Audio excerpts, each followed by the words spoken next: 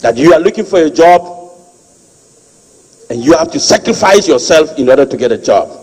The APC is going to enroll nationwide job centers in every district. That every district there will be a job center. And we are going to create a network between job seekers and employers and provide training and support services for the job seekers. Ghanaian citizens understand the suffering. They now believe that the hardship is real. That our 1 month salary now cannot sustain us. So the APC has thought of this and decided to implement something new in our system called the bi-weekly salary policy. Bi-weekly salary policy means that instead of taking salary every 1 month, no, Ghanaians are suffering too much. The resources, the salary is not even enough for them for a week. So now, under my government, I'm going to implement 2-week salary structures. Every 2 weeks you get salary. We will review the Ghana Labour Act 2003, 651, and make sure that a minimum wage salary in Ghana, the minimum salary a person must take is 5,000 Ghana cedis. We will begin to modernize how we farm, thereby introducing all year-round farming, doing mechanized farming as well as providing affordable loan facilities and ready market for agro farmers and fisher folks. We will provide farm subsidies, farm tools, and farm equipment to farmers and employ science and technology to increase yield and productivity. The Labour Party of Ghana, LPG, has officially launched its manifesto for the 2024 general election with ambitious vision to stimulate economic growth, create jobs, and build wealth for the Ghanaian youth. The event coincided with outdooring of the party's running mate, Mrs. Elizabeth Sam, at Ho in the Volta region. Each policy document has been described as a blueprint for a better tomorrow that seeks to reshape Ghana's economic landscape. The presidential candidate for the Liberal Party of Ghana, Mr. Kofi Akpaloo, said the primary focus of the manifesto is to generate jobs and provide economic opportunities for Ghanaians through innovative programs and policies. A key highlight of the manifesto is the introduction of a $10 billion job fund to support the youth. Mr. Kofi Akpaloo said the job fund will serve as a catalyst for entrepreneurship, innovation, and sustainable employment opportunities, especially for the youth. The manifesto also promises the introduction of child and unemployment benefits, a policy Mr. Akpaloo believes will have a positive impact on the economy. Mr. Akpaloo entreated Ghanaians to believe in the vision of the Liberal Party and vote a leadership that will prioritize job creation and economic well-being. We are promising an efficient health services delivery. We are going to include our young men and women in leadership. We will provide our small businesses with cash flow assistance. We are going to introduce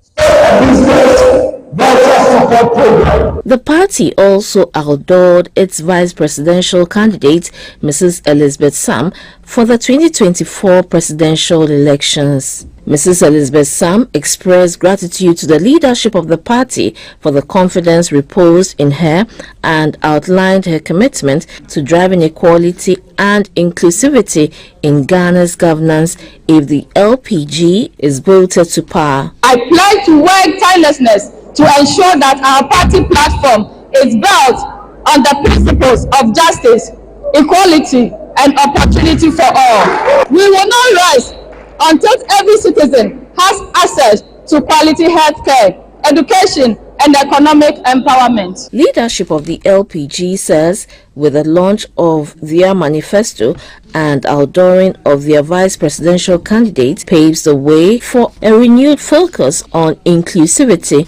job creation, and equality for all.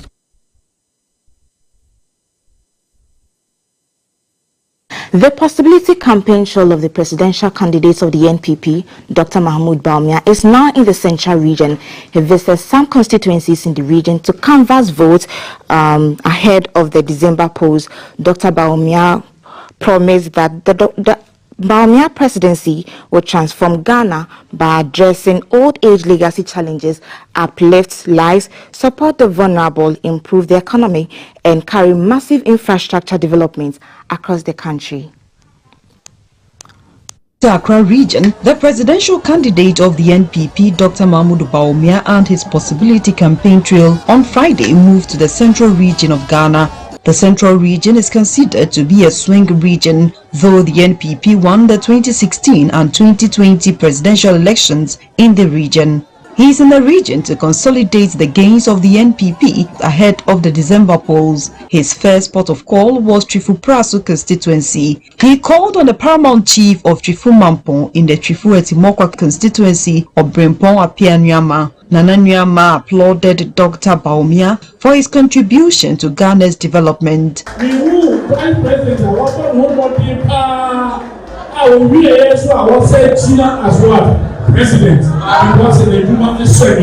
Dr. Bawumia sold his bold solutions for business and jobs to the gathering. He said his policies of tax reforms, industrialized agriculture, solar energy, gold purchase program to support the city, train 1 million youth in digitalization, credit scoring system among others will move Ghana to her next phase of development. The entire omo asetinum ye mrewa abrochimaim no eya de bako. Omo wa de efre no credit system. Credit system. Ne shere saying obi beto ade a ehia say owo cash no. Obetimi akofa na wo tua kakra. After the stakeholders' engagement, Dr. Bawumia, in the company of the NPP parliamentary candidate Beneza Dramina, moved to the Trifu Praso market for his meet and greet feature of his campaign. The excited traders welcomed the presidential candidate amid cheers and dancing. He moved from one point to the other to interact with the market women. When he got to Jukwa in the Himan Lower Dentra, Dr. Mahmoud Bawumia called on the chief of Jukwa to inform him of his work in the constituency.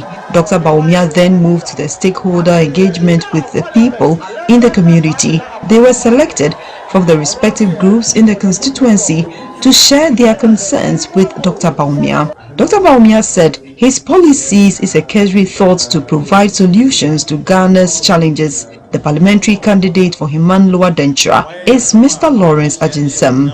We are moving forward. SHS, I was so. Hello, Nkroful, we will go backwards. Baby, I don't know.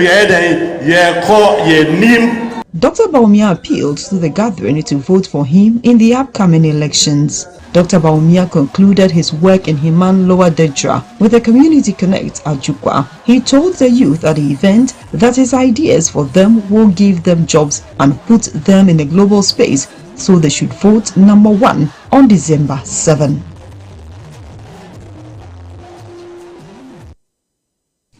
The flag bearer of the National Democratic Congress, Mr. John Mahama, has vowed to serve Ghana with patriotism and dedication, pledging to restore the nation from the economic difficulties it's currently facing under the Akufo-Addo Bawumia administration. Speaking at a campaign event in Accra, Mr. Mahama promised to lead with hard work, honesty and integrity to bring the country back on track. He emphasized the importance of rebuilding the economy, addressing the challenges that have affected many Ghanaians, and creating a better future for all.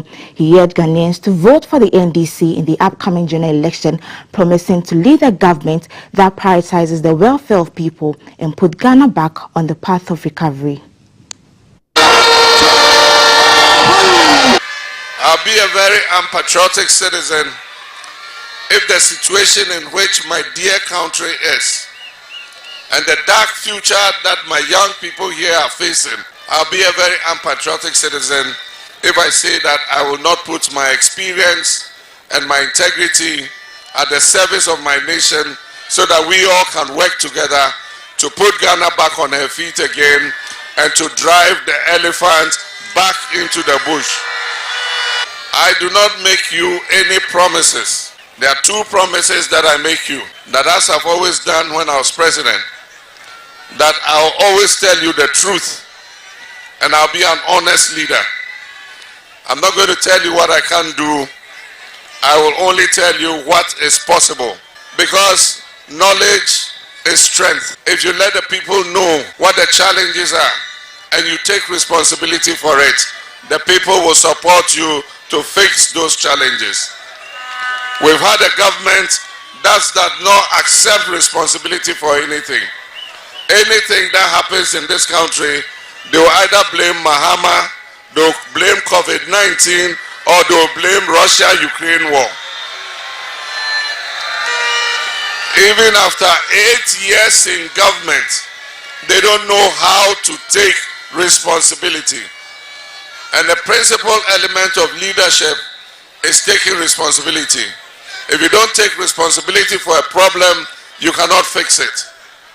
And so we're going to take responsibility for the economic challenges. I know it's going to be very difficult, but working together with you, the good people of this country, we're going to fix the economic challenges. We're going to get Ghana working again. Ghana will be open for business again, and we'll put Ghana on her feet once again. The next thing I'll promise you is hard work. I'm going to work 24 hours a day to turn our fortunes around and put Ghana back on track. And I know that the God that I serve, who never sleeps, I know some people's God sleeps, but the God that I know and I serve, he never sleeps, he never dozes, he never slumbers. And I know that that God has his favor on Ghana.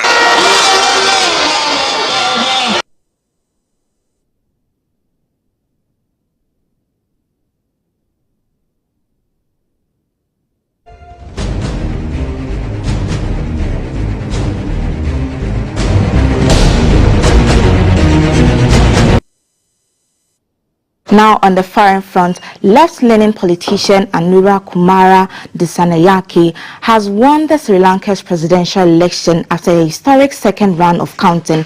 No candidate won more than 50% of the total votes in the first round, where Mr. Dissanayake got 42.31%, while his closest rival, opposition leader Mr. Sajid, got 32.76%.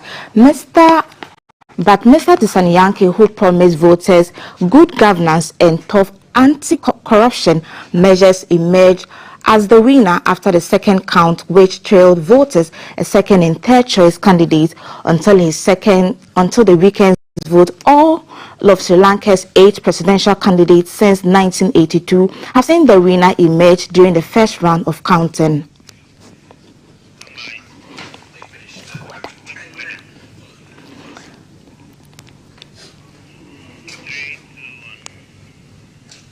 Now let's have the weather update for today, Monday.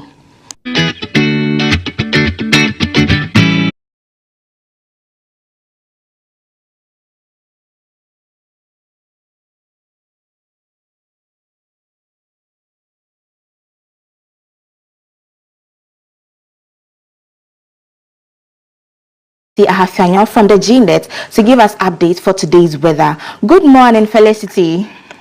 Good morning, Laurentia. How are you? I'm fine, thank you. How are you doing too this morning? I am much better today than yesterday. Good to hear from you this morning. What should we expect for today's weather? Yes, thanks so much, and good morning to our viewers and listeners across the globe. For today over Ghana, we are expecting to be variably cloudy. This morning, some areas in the north, some areas in the coastal strips are likely to have some brief showers. By afternoon, we expect the sun to also come in to smile on us briefly. Then in the evening, we expect some rain and thundercloud formations over the middle part of the Volta region, part of Ashanti, Eastern, and the northern sector. Temperatures will expected to be around 30 for the coast, 32, 33 for the middle, and the transition. For those of us over the ocean that will be doing navigation, the state of the sea is still expected to be rough. The water lake is pretty cool, And then we are anticipating localized formation of rain and thunder. So the fisher folks need to take precautions. However, we will be updating them at 10 with our marine forecast. Thank you very much for that update. That was Felicity Ahafanyo from the GNet. Now let's have the winning Alpha Lotto for Sunday Precise. Alpha Lotto winning numbers Precise Sunday: 41, 76, 80, 54, 70, 87. Alpha Lotto winning numbers for Precise Sunday again: 41, 41, 76, 76, 80, 80, 54, 54, and 87, 87.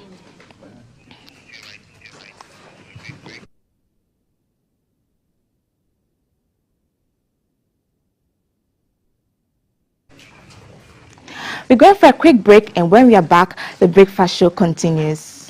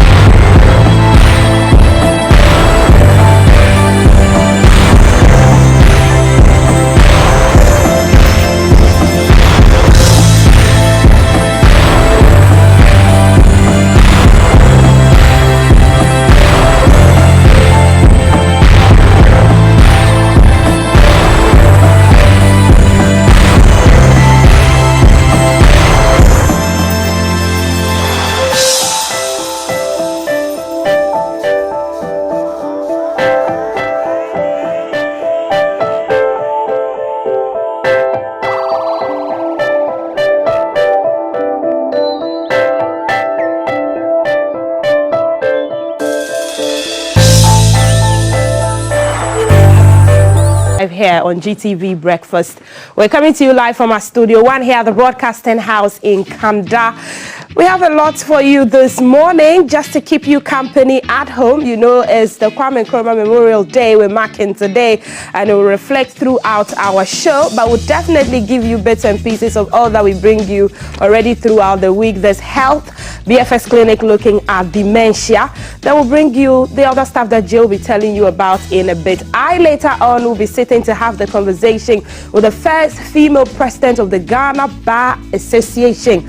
After 2 attempts, she is now the president. Ifwa Gate is on the show a bit later. I am Altiti Saida Sadek, and Jay, what's up on your side? What should our viewers expect? Thank you so much, Altiti. It's still the holiday edition. My name is Jay Gabra, that GTV boy. And of course, we're bringing you the social media corner. A lot of things are trending, including 37 Runabout, Don Simon, and a whole host of things, including the fact that Michael Jackson's Thriller has beat over 1 billion views on YouTube. So aside the SMC, later on when we are wrapping up the show, it's still Nkrumah Memorial Day. So we're bringing you the footprints of a visionary, the legacy of Kwame Nkrumah. And that's how we intend to wrap up today's show. Amazing. So we'll have quotes in and out of the show this morning, and you would enjoy that. Give you a reflective time, you know, of how the first Prime Minister, you know, managed this country and imbibe the spirit of the Nkrumah. We'll come back with the quote of the day and all that. But for now, I just want to say the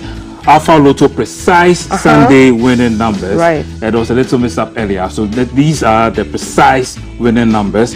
They are 14, 76, 80, 54, and 87. I'll take that again. The first number is 14, 76, 80, 54, and 87. So those of you earlier who thought we are sorry these about are the that. right We are sorry about numbers. that. So these are the precise Yes. winning numbers. Yes. Okay. So the course of the day comes up next, and King Calf brings you our BFS Clinic. Stay with us.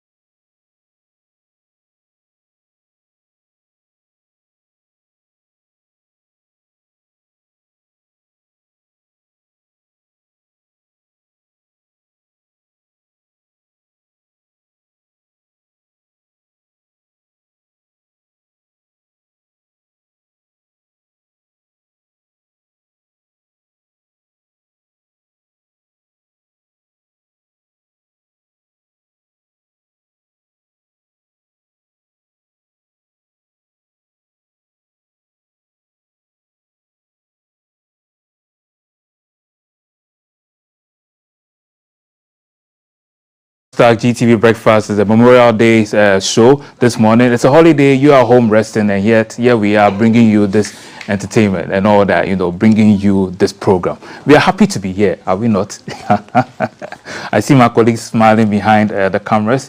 And since we are honoring our first president, who was also happened to be the Prime Minister of Ghana back in the day, Dr. Kwame Nkrumah, during the show, we're bringing you quotes from him. But the first one to set us off is a topic which I believe touches a lot of us right now because it's currently blazing a trail when it comes to trends. I'm speaking, of course, about galamsey. And the first quote goes like, "Our forests, rivers, and mountains are not just resources to be exploited, but treasures to be preserved for the benefit of all." Wow. Imagine when he said this, and yet it's still relevant today. Our forests, rivers, and mountains are not just resources to be exploited, but treasures to be preserved for the benefit of all. It's so sad that a few people are harming our river bodies, and if you look at the devastation it's causing, you realize that sometimes even our drinking water, if they have to treat it that much just to take the mercury out of the river, the water that we have to drink, it makes you wonder how safe it is to even drink that water. So Kwame Nkrumah there with that insightful quote is still relevant today despite how long it's been. And okay, so at this point I want to stand by, and Boskaf is standing by for the BFS Clinic. It's a conversation on dementia. So from Kwame Nkrumah's very legacy quote, I hand it over to Boss Calf. Thank you very much, Jay, for that very reflective quote. Considering that yesterday was World Rivers Day, it's really, really important. Our forests, rivers, and mountains are not just resources to be exploited, but treasures to be preserved for the benefit of all. Welcome to the BFS Clinic for the 23rd of September 2024. Today we're looking at dementia, what you need to know. I have with me a lecturer and neuro researcher at KNUST, also a memory trainer and an author, Godwin Edu Afo, also known as God Afo. Good morning and welcome to the show. Good morning, sir. It's good to have you here. Yes, good to see you again. All right. Yes, it's been a while, and now we're going to talk about issues of memory and dementia. But first of all, let's break it down. What is dementia? All right, that's a good question. I love to break things down. So we do something called etymology. So you get into the word. If you look at dementia, it came from a Latin word, dementia, which means out of the mind. Also stands for madness. So if you still break it down, D is like a decline. Men, when you go into Latin, men means to think. And IA stands for condition. So a condition where you have a problem with thinking. So it's not a specific disease. It's a term we use to characterize or basically used to express anything that could affect the mind, any condition that could affect the mind. Ability to think, could affect your mood, your behavior, so we use the term dementia, and you have different forms of dementia, so if you look at the statistics, not too good. We have about 55 million people suffering from dementia globally. That's a problem, and according to WHO, 10 million people are likely to suffer from dementia every year. And it's the 7th leading cause of death in the world. So it's about time we started talking about it. How can issues of thinking and memory lead to death? Because the mind controls everything. Your heartbeat, the brain, the heartbeat, everything, flow and all that is controlled by the mind. Movement, everything is controlled by the mind. So when the mind has a problem, you have a problem.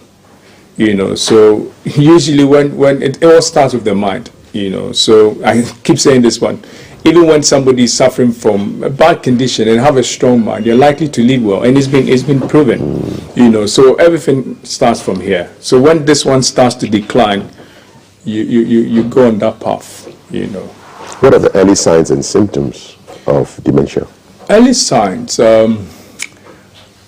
forgetfulness, so probably things you are familiar with. This, you really know this. All of a sudden you can't remember again, and somebody could even get to the mall and even forget that they brought their vehicles, they brought their car, So, but some of them are quite normal, so you have a normal kind of forgetfulness. Usually when you don't pay attention to something, you don't remember, so if I put my key here, and I didn't give it that attention, there's no way I'll remember, because attention is energy, so if you want to remember something, you give it that attention. So some of them are normal, but things that you are familiar with, then you start to forget these ones, then it's a big problem. I'll give you this example. There's this one psychiatrist, she's a shrink basically, and when she attends to her patient, she always has 3 questions to give them. At some point, she couldn't remember them again, and she started realizing that the memory is having a problem, and she had to fight it. So that's the good news I've got for everybody. It's something you can fight, and usually when you are diagnosed with dementia, it could take like average of 10 years. You can live for about 10 years. Life expectancy is about 10 years. Average life expectancy is about 10 years. But she has gone 13 years. She's still alive, So it's not a death sentence, though. And it's fixable, it's treatable, So we need to think about things to do to prevent it. I was shocked to hear on the radio, I was listening to the BBC last week, that it can be so sudden. And there was an example of a woman whose mother asked them to go out and have a drink somewhere. So they go to the cafe, they sit down, and they start having the drink. Then all of a sudden the mother asks us, by the way, when was the last time, when did we first meet?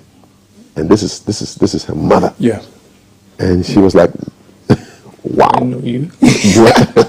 Yeah. So that's how bad it could actually get. Is it an old people's condition? It's age is a risk factor, but when you look into that, it all boils down to lifestyle, so aging. So we think that dementia is part of normal aging. No, we have a lot of people who are old suffering from dementia. I know a lot of 99-year-olds. Yes. So really it's sharp. Bottom line is lifestyle. When I looked into that, your lifestyle is what basically affects the mind. So I wrote this one. The mind is basically a reflection of your lifestyle. So how we behave basically dictates how the mind basically work. So we need to watch it. And if you also go into that, your lifestyle affects how your brain connect the cells. So when if you go into the brain, we have something called neurons, called brain cells. When you learn something, experience something, they come together. So all the things your brain is a repository of all the things you've experienced, all the things you've learned. So you have these connections.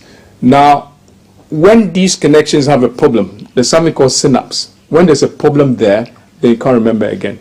Because this is your thinking, this is the memory, So when lifestyle could affect the connection. What kind of lifestyle? So like, too much alcohol, sugar, less activity, you don't exercise, you don't learn, Smoking. Okay. Yes. Sitting. Too much sitting, the new smoking. So sedentary lifestyle. These things could affect the synapse. Poor sleep hygiene. So when that happens, then you can't even communicate properly. So we have different types. One of them is the frontotemporal dementia. What does that mean? It affects frontal part of front. So we have different parts of the brain. Frontal lobe, we have the temporal lobe. So in between, and the temporal part is where the region of the brain which controls speech. So when that is affected, you can't even maintain good and intelligent conversation. So we start talking now I'm talking to you know making sense. I ask a question, you give me an answer which it doesn't bear on the question I gave you. So these are some of the signs. So it's really bad, but like I bring you good tidings, it's preventable. It's something we can do. So like I said, the risk factor is blood flow, poor blood flow, lifestyle, So when you can't have more blood flowing to the brain, blood brings the brain nutrients, oxygen, to work with. So it's not getting enough, then you have a problem. Infections could also come in. Syphilis could make somebody crazy. So when the infection gets into the brain, it affects the brain. Genes is one of them. We should talk about it. But I'll bring you this one. Genes are not destiny. So there's a gene called APOE4. When that happens, you can secrete more of amyloid plaques or amyloid beta. It's a protein. It comes around the synapse that I talked about. So the cells can't communicate properly. And when that happens, there's a problem. When you talk about memory health and dementia, is that the key? Yeah, there's a connection. Dementia, memory health, or mental health. Dementia is part of it. So health about the mind. There are different diseases. So memory health, depression, dementia, Parkinson's disease, Huntington disease. All these are mental health issues. And the beauty is this: the things you can use to basically prevent one of them could actually help you prevent the others. So if I have depression, there are things I could do. If I start doing these and improve the mind, chances are that I could prevent the other conditions. So it's becoming vitally important for all of us to think about our brain. Because the power is here. If you start to lose it, you start to die. When somebody is diagnosed with dementia, what are treatment options right here in Ghana? Ghana, I think when we go to the hospitals, if you talk to the psychiatrists, they've got things they could do to help you. Like medication. Yes, there's a pill. The common form of dementia is called Alzheimer's. There's a pill, and they were thinking that the problem was amyloid plaques, what I talked about, which would come around the synapse. So that pill could get rid of the amyloid plaques. But some people were able to get rid of the amyloid plaques, but they still didn't get better.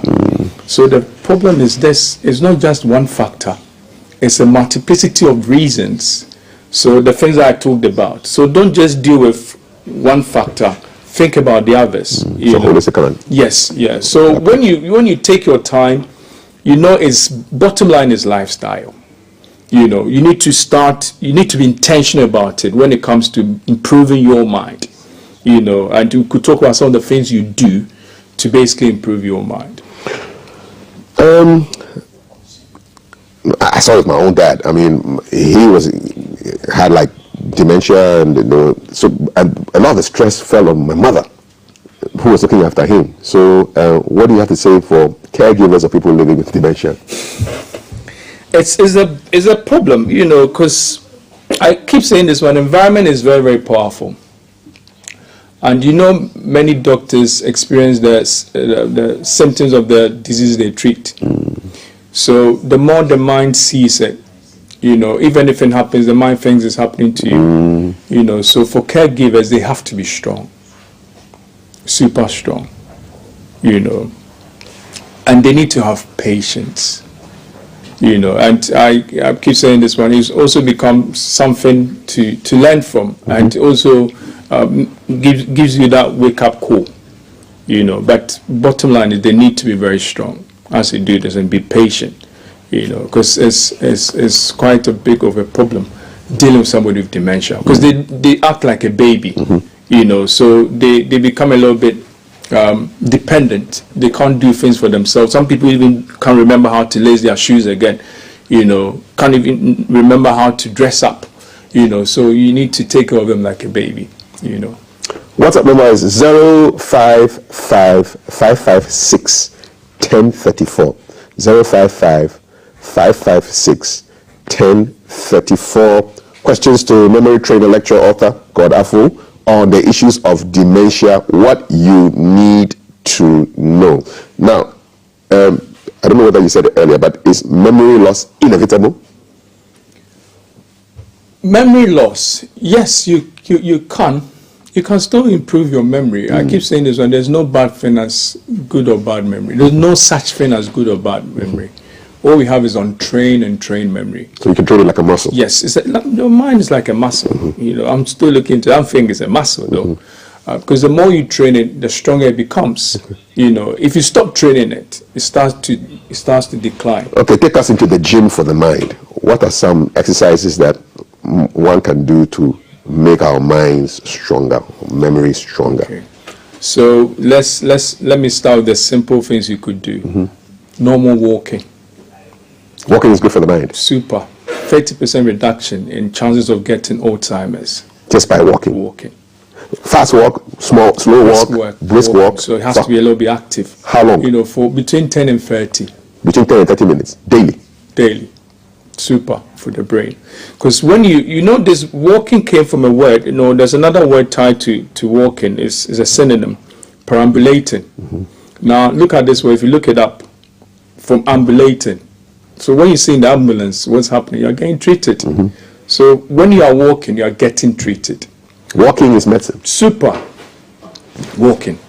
Super. And I bring this one to people because it's something everybody can walk. I mean, if you have the thing is, you need to be intentional about it. Some people say, I walk to work every blessed day. Are you intentional about it? So not a stroll. Yes, intention is what makes something work for you. So if I walk to work or school every blessed day, I need to be intentional about it. This is my exercise. I think back in London, I used to take my son to school, and it was close. So if I don't get the chance to exercise, I'll use the opportunity to walk and pick him up. So when I'm doing that, I'm thinking, I'm doing exercise. Okay. So you need to be intentional about walking is good. I'll bring you another simple hack, which is brushing your teeth with your non-dominant hand. So I'm a right-handed person. I should be using my left hand to brush my teeth. Yes. Here's the science part. Okay. Your right brain controls the left side of the body. Okay. Left controls the right side of the body. So if I'm right-handed, brush my teeth with my right hand, play football with my right foot, do things with the right side more. So chances are that I'm not training the other bit. And you have two parts of the brain, right hemisphere, left hemisphere, So if the two are properly trained, it gets stronger. So I need to find a way to train the other one. So I brush my teeth with my right hand. I start brushing my teeth with my left hand. Then I get to train the other part. Okay. I play football sometimes. So I love to play with my left foot, instead of using my right. Right is your dominant. Yes, to train the other one. And I brush my teeth every day with my left hand. Okay. When you do that, it rewires the brain. So if you do that every day, you are rewiring your brain. And again, once you start, the brain says, what's happening? Okay. I'm not used to this. Let's get to work. So you kickstart it. All right. So that's something small you could do. 2 easy hacks. Walking and brushing with your Or there's something I call the Gordish sleeps. Many people, if you talk about getting to the gym, lift weights, it's this is too stressful. I don't need to go through these strenuous activities. So I bring you simple things you could do. So the Gordish sleeps is you just stand anywhere. I should stand. Yes. Okay. You anywhere. Then you imagine skipping. Okay. Okay. So you can do this for like 5 minutes. If you don't have the time, you can even do it for 2 minutes. When you do this, it improves your brain. You have more blood flowing to the brain. You have these good chemicals being released into the brain. You know what? My dad used to do this. I think his doctor told him to do it. Because he used to do it. That was his exercise. Good. Just what you just did. Yeah, it's simple. And you can do it anywhere. It doesn't take too much space. No. So you wake up in the morning and do that before you bath. This can improve your focus, your concentration, all the way to like 2 hours. How long should we do this? Oh, you can do this for 5 minutes. Okay, 2 to 5 minutes. Okay. It's super. You're changing my routine for the mornings, man. It's easy to do. Yeah. When things are easy, people are likely to do. So I bring them easy, simple things. I love it. And once you keep doing it, you get used to them and you love it. When you start to love it, there's something called oxytocin. It comes in. So now you see what your body is experiencing. The happy hormone. The happy hormone. Okay. So endorphins, they release into your bloodstream. It makes you, happy. It improves your mood. The performance of your mind is mood. Okay. So everything is state dependent. So if you are in a good mood, you perform better. So the footballers, there's a reason why they have to warm up before they play football. Yeah. They won't just call you, hey, go and play. Your first touch might not even be good. Yeah. So they warm up. When you warm up, you improve the brain, you improve your mood, and you're likely to do better. So exercise is a great medicine. The other one is sleep. Super. How many I'll tell hours? you why. Between 6 and 8. If I can't have all the 8, say I manage maybe 6 at night, can I catch up with a little nap in the afternoon? Nap is good. I can take a nap in the afternoon. Nap is good. I'll give you the statistics. Okay. When you take a 26-minute nap, it improves your alertness by 54%. It improves your performance by 34%. This is a research from NASA. So nap is super. I remember there was the greatest teacher in the Bible called Jesus. He used to take a nap. This is God himself. So he's showing us a secret, things we could do to improve the mind. You need to nap. It's very important. But you do it between 12 and 3. It's good. Because when you take late naps, it could affect your sleep. Your sleep, exactly. Because it brings you energy. So naps are super. And sleep is good. And I'll tell you why. When you sleep, there's something called housekeeping. That is when your brain cleans itself. So when you sleep, some chemicals are released to clean your brain. So imagine you're not sleeping for 10 days or 2 days. It means you've not cleaned your brain for 2 days, and your brain is getting dirty. The amyloid beta that I talked about, lack of sleep could make this one pile up. You know, so if you're not sleeping well, it means your brain is dead. So we need to improve our sleep hygiene. Sleep well. This is a question that has come in for you. It's on 055-556-1034. I want to know if dementia affects all ages or only elderly people. Great, that's a good question. Back in the day, dementia was something related to old people. But now, I'm telling you, people even in their 40s, call them quadragenarians, you know, people between 40 and 49. You know, we've seen cases in even tricenarians, people between 30 and 39. You know, so it's becoming a big problem. You know, these conditions like diabetes, back in the day, you talk about it, you know, older people, but now you have young people. Yeah. So it's the same thing with dementia. You know, so it boils down to our lifestyle. But I'll bring you this one, learning.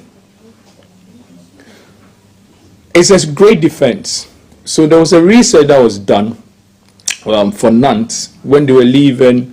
I think they followed them for some time, like 2 decades. When they died, the brains were donated for research. Nuns, Catholic sisters. Yes. Okay. So when they checked, they had all these things I talked about, amyloid plaques and all that, but they never experienced dementia.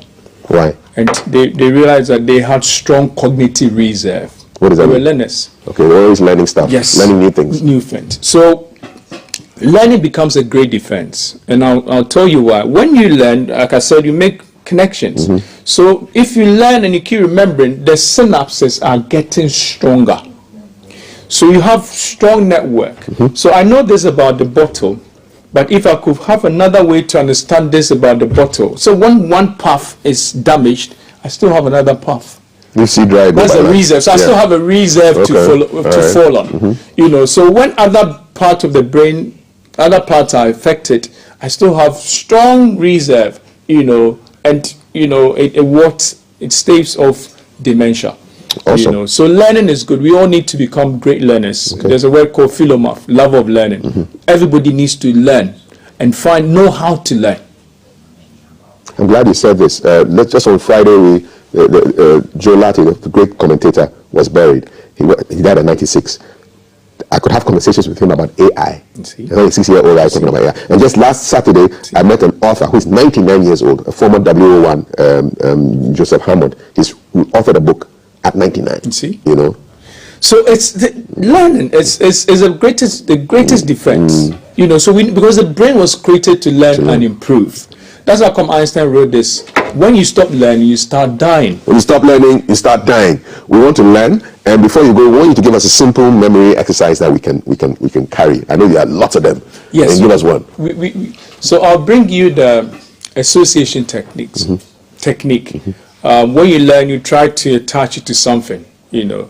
Now let's do this small exercise. When we're in school, we're learning something called vein artery. Vein takes blood into the heart. Artery takes blood away or out of the heart. Then we are trying to memorize this. Sometimes we get into the exam hall, we get confused. Which one? Then you choose artery. You know. So how can I remember this one? What is the technique to use? Now vein, if you look at vein, there's in the vein. So I attach into the heart to the in the vein. So which one takes blood into the heart? Oh, the vein. In. Okay. Artery, out. Yes. Out. So when I do this, in my head, it becomes a long-term memory. So in the exam hall, there's no way I'll forget this. You know, so we call it association technique. When you learn, you attach it to something else.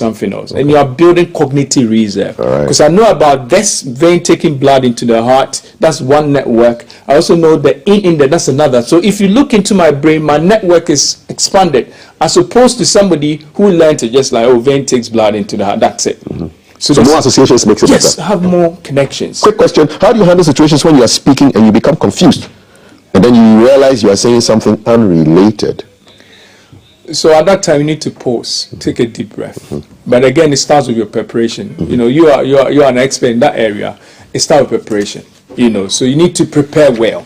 You know, before you speak. But sometimes you could get a little bit distracted. So when that happens, you know, pause a little bit. You know, get your brain to regroup. And you go again. Okay, so we want to take your calls for Godafo right here. We're looking at dementia, memory training, And the number is on the screen right now. Those of you who are doing WhatsApp too, you keep sending the WhatsApps on 055-556-1034. Our call-in number is 0543-664-284. Remember to turn the volume on your TV to 0 so that you are speaking to us through the phone. There's no feedback, and then we can have a good conversation on memory. You've talked about the benefits of exercise, the benefit of intentional walking, the benefit of sleeping. Yeah. Is food also related to memory? Yeah, diet. What should we eat? So yeah, what should you eat? And that's what goes with me. Is that I'll bring you more fruit and vegetables. Okay. More fruit and vegetables. Yeah, because they have phytonutrients. Polyphenols. These are antioxidants, anti-inflammatory. Property have anti-inflammatory properties. I took one of the risk factors is basically inflammation. Okay. So if you watch these one and you check your diet, they have anti-inflammatory properties to help you. So fruit and vegetables. Yeah, fruit and vegetables, and your beans, good if you cook it properly. Yeah. It's super for the brain. What is proper cooking of beans? Beans usually you need to put them in there, you wash it, and when you cook them, for like 3 minutes, you need to pour the water away. Okay. Then cook it again. Yeah. Okay, let's go to Kumasi on the phones. Good morning, welcome. All right. Good morning. Morning, what's your name? What's your question? Yeah, my name is Shango. My question is that doctor is talking about dementia. I want to find out whether children can also suffer from this kind of illness. Ooh, children. Because I have a 4-year-old boy whose speech is delayed. And sometimes he puts out certain behavior that I see it as not normal. And also, we have memory challenges. Is there a way that we can assist or the doctor can help us to deal with that situation? Thank you. Thank you, Samuel. First of all, he's a neuro researcher and a lecturer, not a doctor, but that's just by the way, just for clarification. But issues of delayed speech has nothing to do with dementia, does it? No, it doesn't even affect children. Okay. But we have other brain diseases, for kids. You have HD, autism. These one, but you can't do something about it. And if your child is dumb, not doing too well in school, there are things you could basically do to help them. Okay. So she should so things like they need to teach them how to learn. Use the blended approach. So blended approach is you don't use one way. You make it a little bit practical for them. Let them see them, let them touch what they are learning. Use some of the associated. Like Montessori way of doing make things. it a little bit playful for them. To play is to learn. Yeah, to play is to learn because the mind wants to play. One time. This is from Kukujani. We need more education on mental health in Ghana. Community health nurses should be deployed to the regions for this education. Unfortunately, persons suffering from dementia are seen to be people with witchcraft in some parts of Ghana. So we need more mental health education. Yeah, education, yes. So we sometimes we attach it to witchcraft, which is not true. Let's go to Tama Maxwell. Good morning. What's your comment for my guest? Good morning. Yes, sir. Go ahead. I want to contribute. Contribute.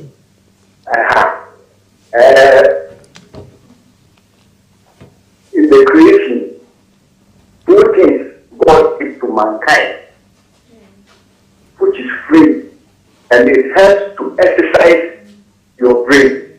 Number one is walking. Yes, we've said that here. Yeah. Number two? And then number two is reading. Walking and reading. All right. And then you have to have fresh air. Fresh air. Okay. Yes. All right. Free. It's free. It's free. Yeah. God gives to mankind. Walking and then fresh air. Okay. And then reading. All right. It's free. Thank you so much. Good. All right. It's free until you live by a busy road. Then it's not free because the exhaust is all over the place. We're looking forward to electric vehicles. It will help us a lot in this, town. The thing is, things you could do to improve your mind. Basically, if you look into that, they're all free. So you don't need to buy them. Indeed. It's free. You need discipline to do them. That's it. Phone number on the screen. WhatsApp number 0555561034. So you gave us an association. So VAIN, I'll never forget. vein brings the blood in, and artery takes it out. I like to use like acronyms. Acronyms, yes. So, yeah. So when I was actually looking into this one and looking at the risk factors, I came up with an acronym called BIG Liars. B-I-G? Yes, Big and Liars. And Liars. So if you ask me what are the risk factors, I don't need to struggle. I just use my acronym. Okay. B, blood flow. I, inflammation. G, genes. L, learning. A, amyloid beta. The I, the inflammation. Or the other one is infection. The I, inflammation, infection. The R is relationship. Very, very powerful. So if I become more lonely, it affects the brain. There's a link there. Yeah, and the S is stress. One time. Someone from Botiano. Good morning. Welcome to GTV Breakfast. What's your question for Godafo? Good morning, sir. Morning, boss. Yeah. My problem is the discussion on the GTV. I wanted to know if somebody easily forgets things, how can we people help them? How can we people help? Okay. Easily forget. Yeah, so I use an acronym again called HEADLESS. HEADLESS. It helps you improve your brain. So hydration.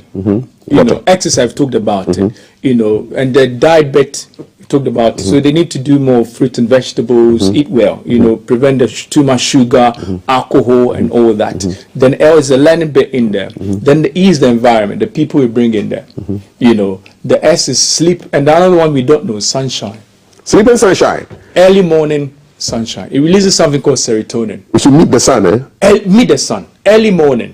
You could even catch it late as well, between 4:30. So this is the checker. When you jump in there and your shadow is taller, it means it's beneficial. So you could try this. In the morning, between 6:30 and 8:30, your shadow is taller. Okay. Around 4:30, 6:30, gets taller again. Yes. It means the rays are beneficial. One time. It helps you sleep better. I love it. Back to Ashanti region, Charles. Greetings. Charles, you need to turn your volume to 0 or you will go off. Put your volume to 0, please.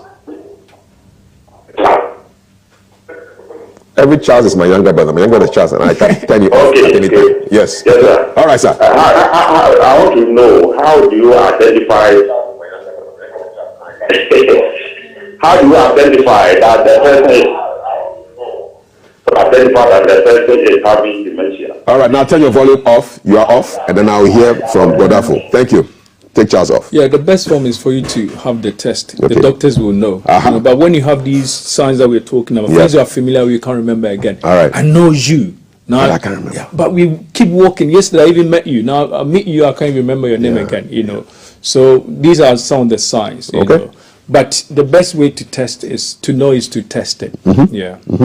Okay, I'm back again. Is losing focus on an examination hall also a sign of dementia? It's more like stress, right? Yeah, let's not tie that one to dampness, or memory loss, which is part of dementia, though.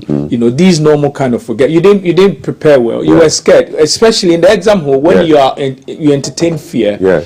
Blood flow goes to the hind brain, so not here.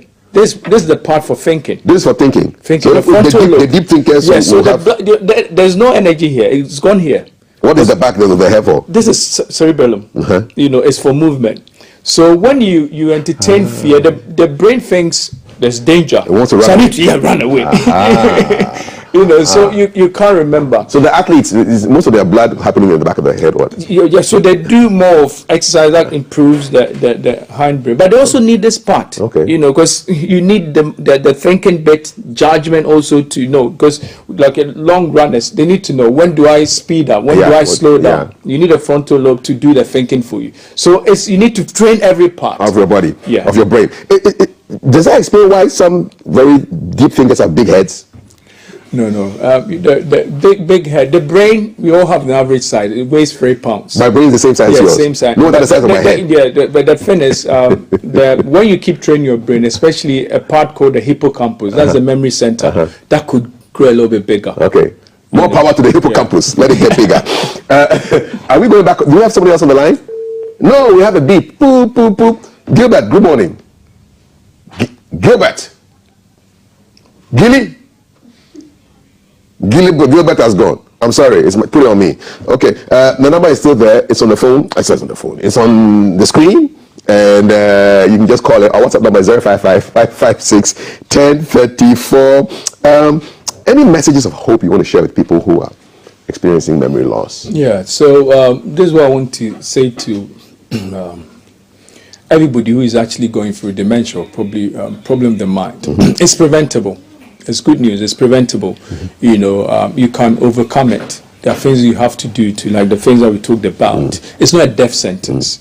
You know, so when you experience these ones, start taking good care of your brain. All right. You know, and start learning. Okay. Because we learned that that's a major defense. Big time. You know, so be intentional about that. Learn every blessed day. Find something and learn, and don't ever retire. That's a major risk factor. That's my plan. If you go to the Bible, you know the guy who said, "I have everything. Now is the time for me to relax and marry." What happened to him? His life was taken away. One time. So when you start to retire, your brain will think like, yeah, okay, we're done. So let me retire. And when the brain starts to retire, it retires the whole body. No, you don't want that. No retirement.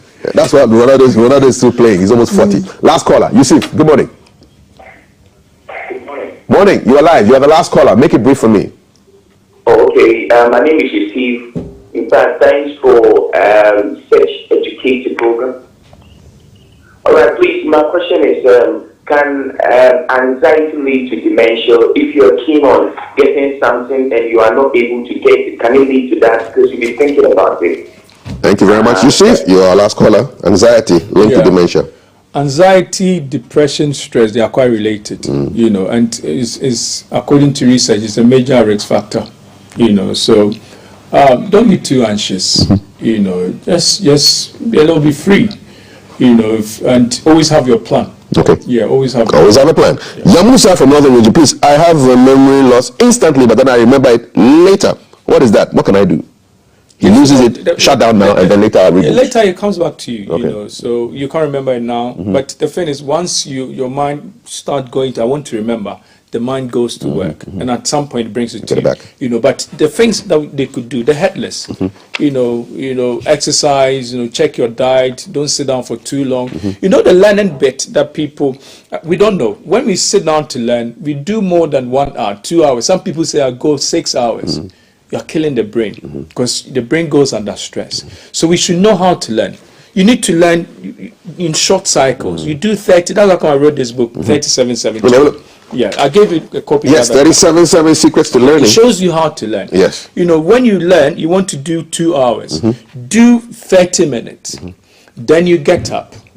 Then you come back, like after 2 minutes, go over the key point. I remember we talked about the sit-ups. Make it stronger. When I go over, they get stronger. Yeah. Then I take a break for 7. Then I come back and learn again. When I do this, I can remember more. Reinforcement. You know, so we need to know how to learn, and you know, some of the things that we could also do to improve the brain, the diet, you know, the sleep. You need to watch it. How do people reach you? I could put my number there. 0558 34753422. 0558 573422. Across social media, you're there? Yes. What do you look LinkedIn, Instagram, you know, TikTok, Godaful. GORDAFFUL. I thank you so much. Yes, sir. All righty. Jay is coming up next. I am going to catch the sun, okay? I'm still within my time. I'm going to catch the sun outside. I'm going to look at my long shadow and then get some of that beautiful sunshine and serotonin into my system. Thank you so much for this conversation. Really good one. If you missed it, go to Facebook, GTV Ghana. You will find a follow, Godaful also across all social media. And let's get our minds and everything really healthy. Jay, the man with the memory. He's here.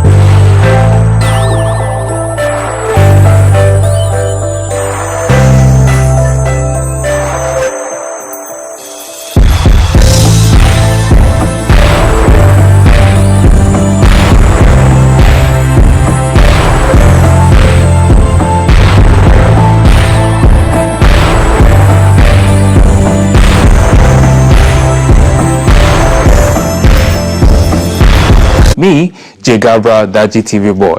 So if you go on to the trends on X at the moment, Bridget Otu is trending, Richard Ofori is trending, Anthony Joshua is also trending. He was knocked out over the weekend. It's like it's all hype and all that, because Anthony Joshua, oh my goodness me, I don't remember the last time he won the fight. Savinho is also trending, Sheldon is trending. And now moving on to our stories. Every fourth Sunday in September is celebrated as World Rivers Day.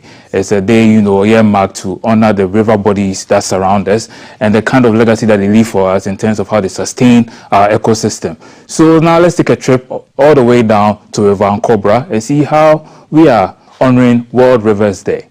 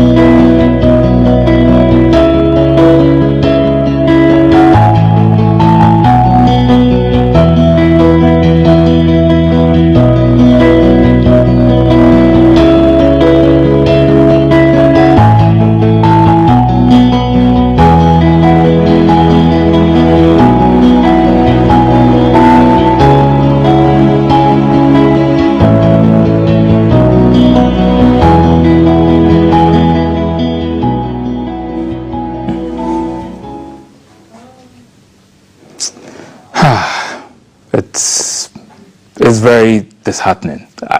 Words fail me. Okay, now on the 21st of September, we know it's the birthday of our first president, Dr. Kwame Nkrumah, and Democracy Hub decided to go on a 3-day protest starting on Saturday. On Sunday, they were there as well, and today they intend to end their protest. So if you go all the way, perhaps around 37 roundabouts and its environs, you see police barricades and stuff like that, enforcing the fact that they should stick to their legal routes and stuff like that. On your screens, you can see some of the protesters. And in the meantime, news has been making the rounds about how some of them have been arrested. There was an old lady who was also arrested with her granddaughter. They were also detained momentarily. There was also Ama Governor was also there as well. A host of other people who have been arrested. For now, we'll bring you a few of the videos of the happenings at the demonstration. Part of the issues they are demonstrating about is end galamsey now, and here are the videos.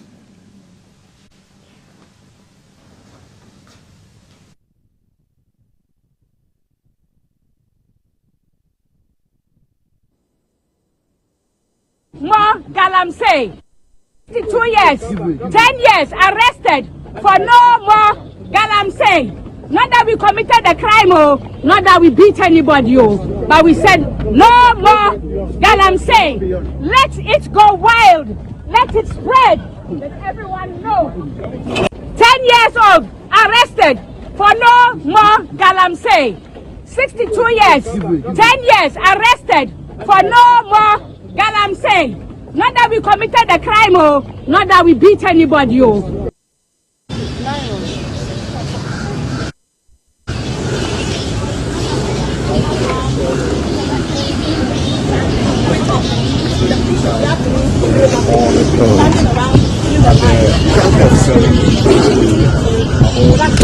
you seeing it? What do we do?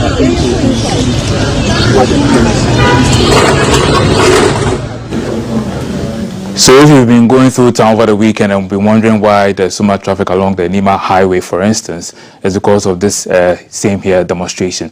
And I saw some people being detained earlier, and the police have given an update on these four on demonstration by Democracy Hub. It goes, the Ghana Police Service today, Sunday, 22nd September 2024, arrested 42 people among the Democracy Hub demonstrators who were engaged in various acts of lawlessness at the 37 intersection in Accra.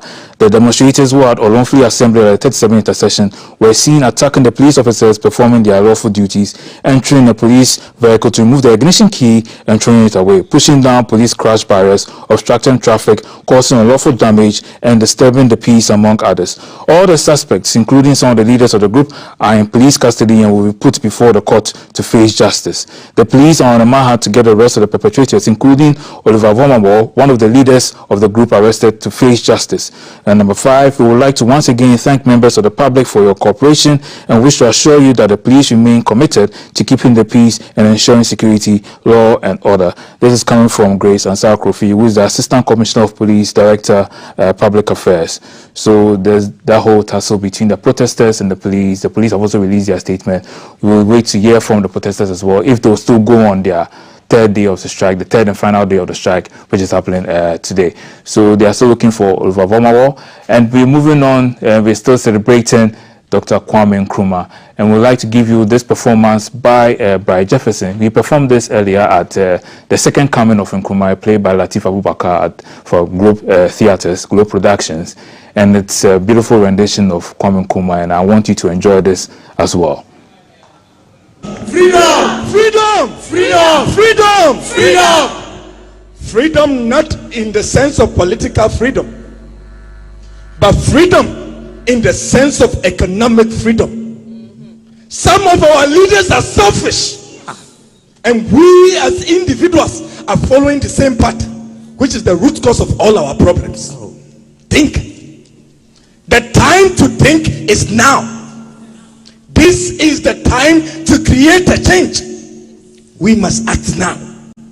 Tomorrow might be too late, and the opportunity would have passed, and with it, the hope of a free African survival.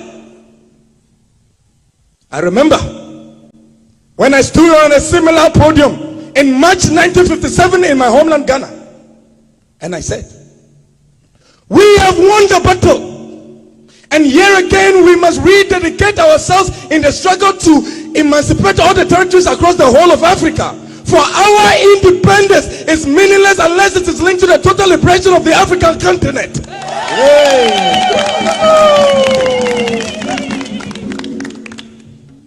But today, that statement must change. That statement must change to, we have lost the economic battle. And here again, we must rededicate ourselves in the struggle to economically emancipate all the territories of Africa. For our economic independence is meaningless unless it is linked to the total liberation of the whole African continent.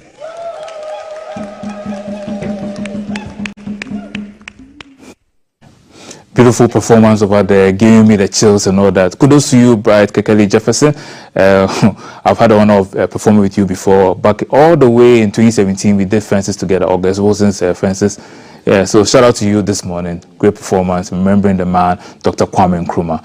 And over the weekend, on Friday, Koda went home at the KICC. The ceremony was held at the KICC Dominion Center of the Sprinters Road, and Kofi Kenyatta shared a lovely tribute for his friend who had passed on. But it was like more of a triumphant entry to heaven for Koda. And he shared a tweet where he was saying he was going to Western Region for a performance. Unfortunately, he gave us an update where it looked like it wasn't. He was involved in the road accident where their car got involved in a crash with a motorcycle. And on the tweet he says, on our way to an event in the Western Region, our car had a head-on collision with a motorcycle at Abuaze, leading to an incident. Thank you all for your concern. I'm in good health and sound mind. So no need to worry. He's in good health and he's in sound mind. Nothing untoward happened to him. And we pray that everybody involved in that comes out safely. But just in case you are doubting, here's Kofi Kenyatta himself with a few words.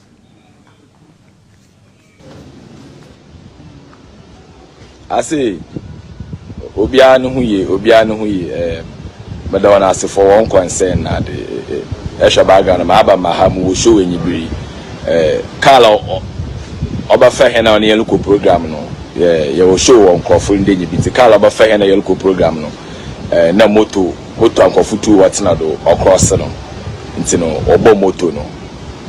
On any Asama, and the fine, but this I am concerned in moto phone.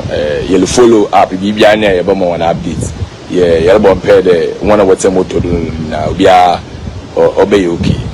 I'm fine, but my hasisi as you can see.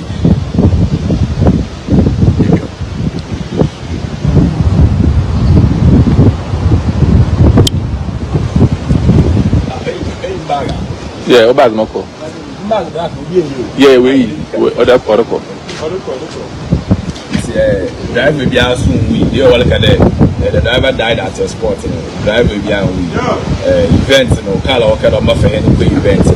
Driver, a lamp with motor for 2 watts or cross some. Now, accident. It's the motor for now, right now. By the war, there's a car condition because, like, the motor that have met a car about the basic of it. One yellow bomb pair there,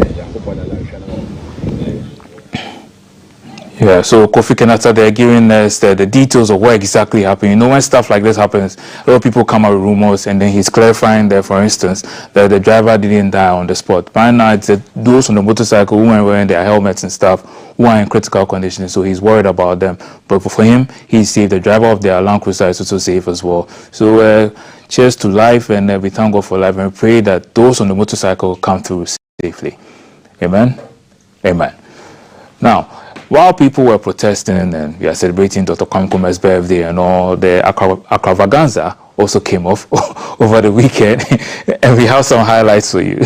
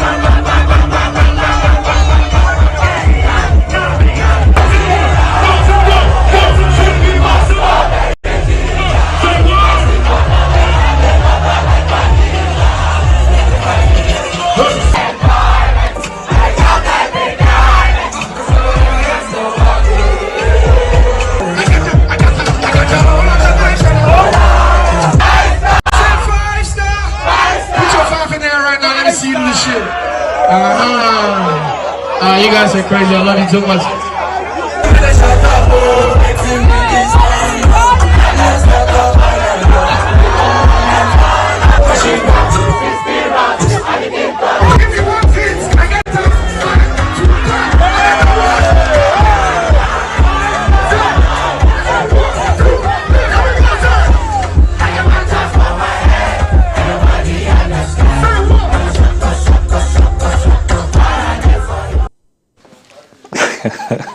So those were some of the highlights from the extravaganza. EL was there, Kim Promise, Miss Bell was also there, Eno Baroni, Ara DJ, a lot of artists as well. EL, you know, they just poured there, And Kudu Reynolds, the event MC as well, hyping the crowd. It was a beautiful sight to see. Now we're moving on to something very historic. An American swimmer and singer, Evelyn May, is doing something historic on Lake Busumche, one of the largest man-made lakes in the world. She's embarking on a remarkable and historic challenge to swim across Lake Busumche, becoming the first person to complete the journey both ways. Her endurance test covers a total of 24 kilometers across Ghana's largest natural lake, all to raise awareness about the urgent need for environmental conservation as she glides through the waters of this ancient crater lake, where the video will be rolling, where you see her warming up so that she enters the water and all. As she glides through the waters of this ancient crater lake, Millennium's mission emphasizes the importance of preserving national treasures like Busumche, which is not only a site of incredible beauty, but also an essential ecosystem. So it's all about freedom swim, and she's spotlighting ecotourism and inspiring individuals worldwide to reconnect with nature while encouraging sustainable travel and conservation efforts. So that's Milena May over there, warming up just before she takes a swim. She started on Saturday, and today she hopes to end her attempt. So the second attempt to swim will be today from 12 p.m. to 7 p.m. So you can. So we'll just stand up now so you can see what her entire process looks like.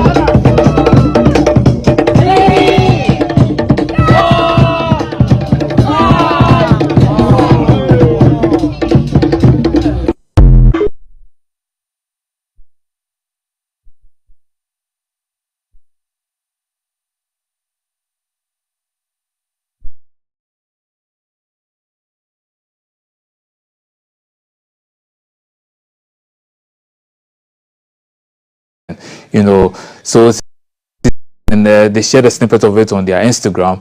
Enjoy this one. Charlie, I can't stand here. You know, be normal. See everybody make hot for streets. Charlie, I can't be hot 247. I never come here. I see say boys know the hustle. Mommy, how much be your goods? I hope you know the cost too. Talking about cost, it be your pocket you go tell of. You self, you look familiar. Madam, you know me for anywhere. Yo, here be 20. This side it be 150. The way you do your face, don't tell me you get 120. Be like you did my mom. 120 pay me, I go fit give you. You bring the money, I no take as somebody go give you.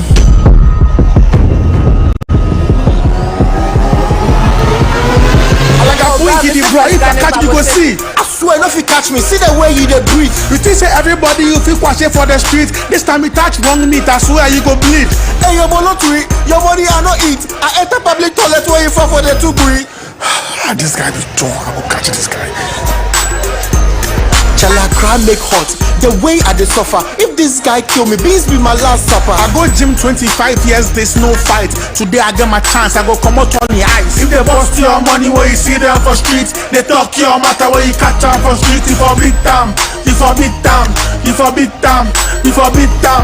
If they bust your money where you see them for streets, them talk your matter where you catch them for streets. You for left farm, you for left farm, you for left farm, you for left farm, yeah. Today you go explain tire. So kudos to the entire team. It's very, very creative what they are doing. And social media corner, we're wrapping up with our very last story. Over the weekend, on Saturday, Okokopioko did a standing strong stand-up performance, and we have a short highlight for you.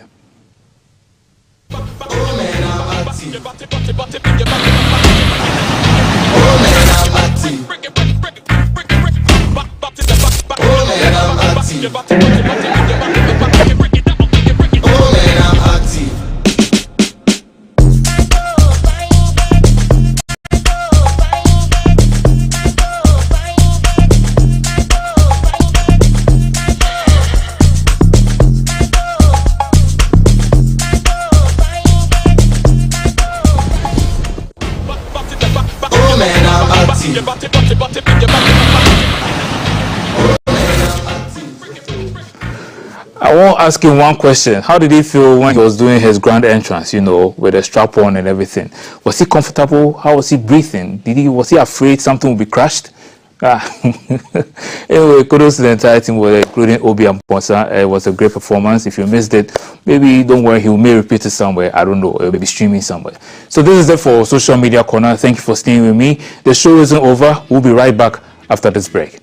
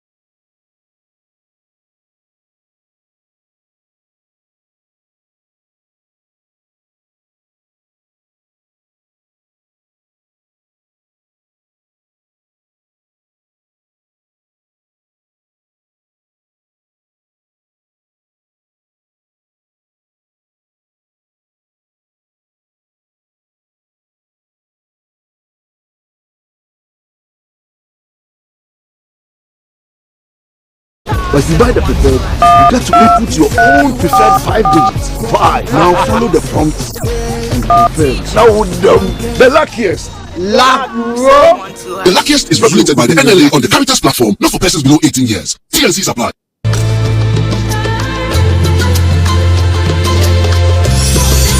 GTV, the authentic. Fear the old man can back what dear. You are the two more. Mobile, Mom sent a car and I stay because from her. Some of you have some. This one can be what? Buying 20 disinfectant, buying stain remover, and so on.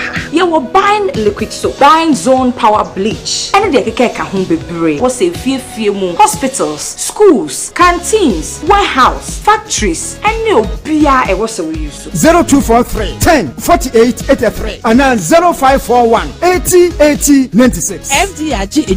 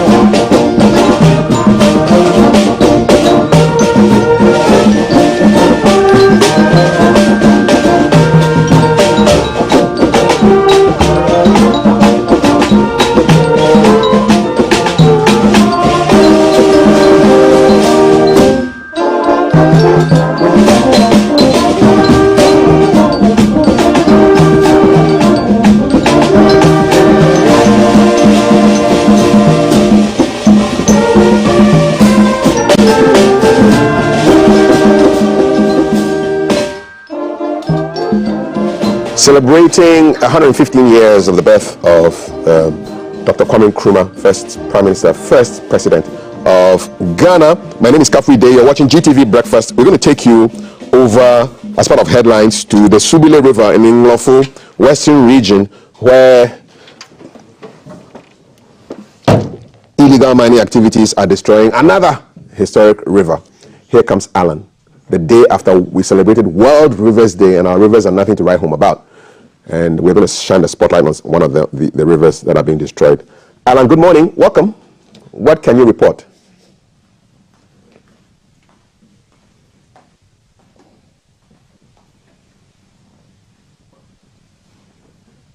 Good morning, Kafui. Thank you so very much for coming to us here in Nkroful.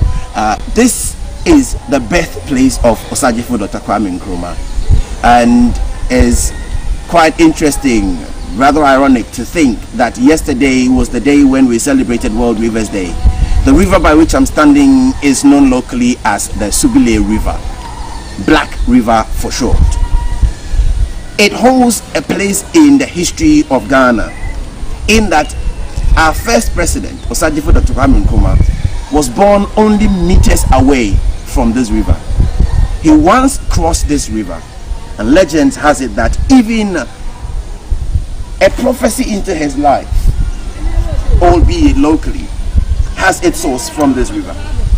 The whole of Nkroful once depended on this river for everything: cooking, drinking, washing, and bathing. Yet, illegal mining and our thirst or our insatiable appetite for money has meant that this river is losing its place in the history of Ghana. When you come to think about the fact that Osagyefo once drank from this river, and the fact that his birthplace is only meters away from here, then you come to ask yourself, if we're writing the history of Osagyefo, especially linked to his birthplace, what will be the place of this river? Today, what you have here, the river is almost gone, almost dried up. And oh, I have a scoop of it, which I will share with you when I return to Accra.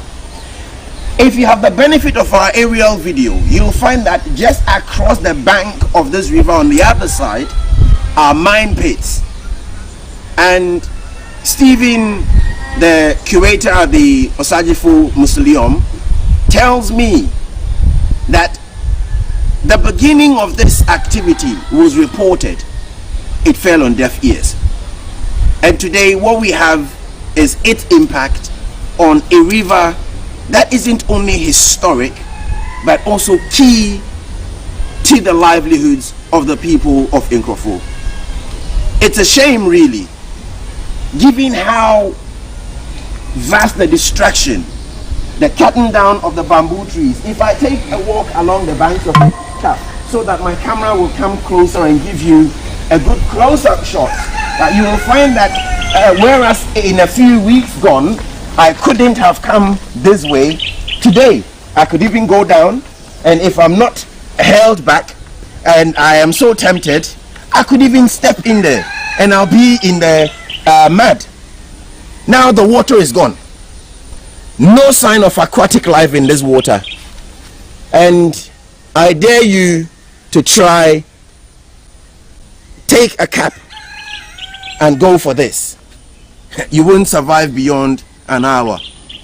But that's what we're doing to ourselves, and that is what we're doing to the people who hold the keys to the past, our Gold Coast and our Ghana. All has its source from here. But today we have killed it. We have made useless the river that once gave us life. Whatever we're looking up to as our source of life, so far as water is concerned, only the heavens know. Between you and I think it's a shame. It really is a shame that this would be allowed to go on. Osagyefo must be turning in his grave. Well, if we had allowed it, then this is what we're stuck with. I'm not sure how long it will take to have this river back, because the activity still goes on, and because they depend on the water for all they do, this is the residue from the insatiable appetite for money. Money anyhow, money anywhere. But the one key thing we have forgotten is that if we should one day recognize Osagyefo's place and then make proper use of his birthplace, where he was first buried and where the remains of his childhood, the beds on which he laid, his mother's bed, his bedroom, the kitchen from where his mother rushed out in order to make way for his arrival into this world. And this river, I am told, he himself once bathed in this. Even if he didn't take a dive, he may or must have come close, gone down and scooped a bit and thrown over himself. Where is the tourism potential then? How do we immortalize proper and truly, if we mean it, the memory of Osajifo Dr. Kwame Nkrumah? Galamsey, insatiable appetite for money, illegal activities to raise money is what has brought us here. Maybe if we live, we're the Lord's, and if we die, so are we his. But if we kill the natural source of life, we're in us, if we so desire to live. One day, when our children come to read what we left for them, so far as history is concerned, I'm sure some will receive applause. Some would certainly receive damnation for the way they carry themselves. I walked into a few young men yesterday while out and about in Nkroful, and I put it to one of them directly that, Master, I know you had something to do with the state of this river. He just laughed and walked away. Sign of guilt? I don't know. But there is an ongoing exercise here in Nkroful, and that exercise has left this river lifeless. I don't think even houseflies would want to play around this river. No, it has no life. No aquatic life is gone. Calf, that is how sad it is. Well, to come back to you in Accra, my name as always has been Darrell Alan Tego. I've been doing this with Ellie, my camera person, Kichi Prempe, also assisting in camera, Paul, who is directing. We're still out and about. Thank you very much for coming to us anyway.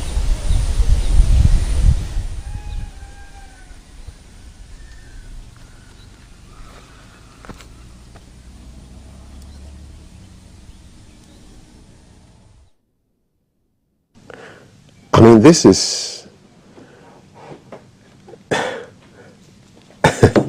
because I was in that very spot that Darrell was 3 years ago as part of the birthday celebrations of Osajifo.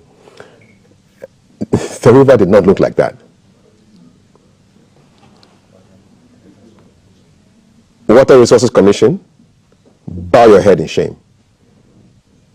Environmental Protection Agency, bow your head in shame. Whoever the boss is, bow your head in shame. Forestry Commission, big boss, bow your head in shame. Ghana Police Service, bow your heads in shame. Ghana Water Company, bow your heads in shame. Ministry of Sanitation and Water Resources, bow your heads in shame. Traditional authorities, bow your heads in shame. Shame on all of you.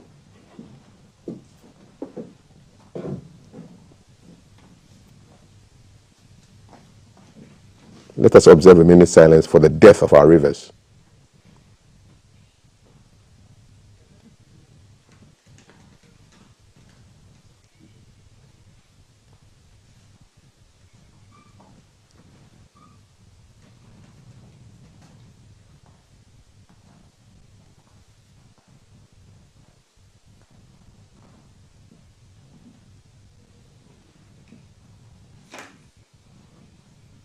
Mr. President, look sharp.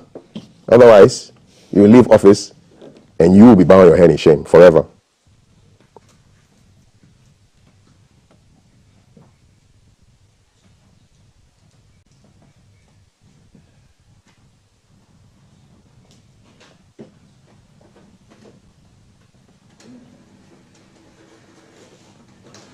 Nkrumah's birthplace, be this.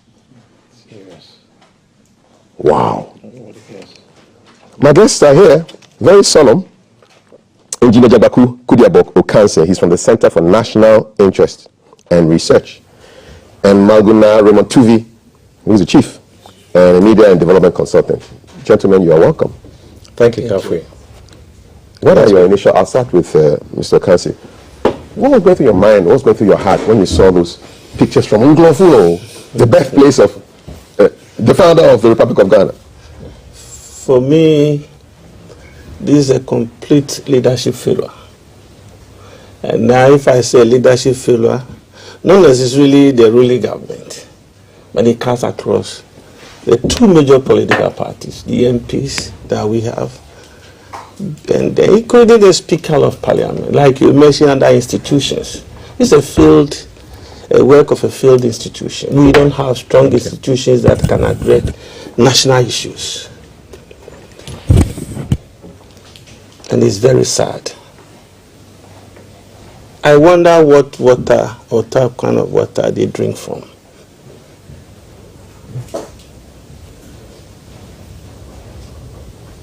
Very, very sad. I feel like even crying when Nkrumah's name is mentioned. That this is where Nkrumah comes from, and he has once drank from that water. Very sad. 67 years of our independence. At least, if what you have come to beat, you can't protect or preserve it, don't destroy it. Just make sure, if you can add something to it. We have seen rivers from other parts of the world, like China. You can even stand and see the fish swimming, and you can see clear things. If we can transform our rivers into that, then we should keep it as it was where we came. But to go to that level, I remember my old lady used to say that every human being has a pot that he has a kind of shame covered in it. But when you do something wrongly and there's shame on you, you try to cover up the pot. But now it's like the person who have no shame, it's like that pot is broken completely. And that is the state in which we are as a country. Our shame, the pot in which our shame is, we have broken it. We don't care. We are not thinking about even the next 5 years generation to come. It's all about ourselves today. And that was not how Nkrumah was dreaming or thinking. His ideas were not that. He was solving problems so that the next generation can live better, not about himself. If Nkrumah should think about himself, by this time we would have seen Nkrumah or hear that Nkrumah is the most richest person in the world. But even where to put his head, his house, he gave it out to the state. Yes, Kafui. It's interesting. As I like to say, Ghana is under siege. The water company is reporting stability levels of 14,000 NTU, which should be normally 2,000 NTUs. And it is very, very serious. They are speaking of Ghana having to import water very soon if this continues. Water is life. And if it gets to this stage, where are we going to import water from? I have associations with Togo, by tribal and ancestral lineage. And their water is not something which is as good as ours. In fact, Ghana exports water to Togo. They buy, when it gets to the border, you see big trucks loaded with sachet water coming from Ghana. We are giving Togo water? We are giving them water. So I don't know about where we are going to import the water from if this continues. It's very serious. Are you going to go to Cote d'Ivoire? Look at the distance, which brings us to the convey of the water to Accra and other major cities in Ghana. Or is it Burkina Faso, which happens to be a Sahelian country? And talk of a Sahelian country, Burkina Faso is able to open their Bagre Dam, and the water floods into the northern part of our country. So I don't know whether we are going to airlift water or by trucks. That's how serious it is. And when I talk about Ghana being under siege, how can't we manage this situation? How can we? If we can't rein in the galamseyers, we are told the young men we see at the various sites are just laborers, so to speak, and that there are kingpins behind what is going on. I happen to be in a program with Dr. Kenashibe, who is a convener of the media coalition against galamsey, and I took the advantage to speak to him one-on-one. And what he said was, it looks like officialdom, people up there are involved. In fact, that's no longer a secret, because the young men at the excavation sites can't afford an excavator. Exactly. And the shamfunds on the river bodies, they can't afford them. So, Kenashibe agreed that before we can make any headway, those involved at the highest level should be reined in. And I proposed that it looks like we have to go the Asantini way, when he is reported to have distilled 3 of his chiefs for being complicit and involved in galamsey. Such drastic measures must be taken. As they say, desperate situations call for desperate actions. If we can't handle galamseyers, some of them are armed with pump machine guns, all right. And where did they get that from? If we can't handle them, if our military, if our security services can't rein them in, then how can we, as a nation, if our security services in place, fight off external aggression? Imagine Ghana being attacked from outside. We can't handle galamsey. Be it as it may all over the country. But how can we fight off external aggression? We are under siege, I say again. And leadership must step up to the plate and offer the requisite measures to contain this. It's very serious. We're making efforts to speak with the chief of Nkroful, Nana Akwesi Kutua.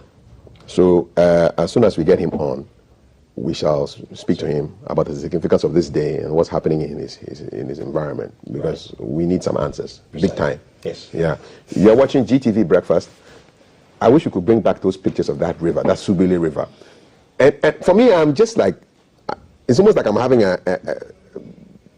because I saw that river 3 years ago. It wasn't yellow. It wasn't yellow. I saw that river myself. Can you imagine? You know, because they showed us this is where Nkrumah used to drink, get water from, used to bathe in it. So I went to that river. Right. I saw that river with my own eyes. It's not reported speech. This is just 3 years. Around this time, we did a show from Nkroful. Around this time. This is from the Pra. This is Pra. This is Pra 2 years ago. Yeah. But that is just mind-blowing, you know. Wow. Look at the pictures, man. Look at the pictures of Nkroful.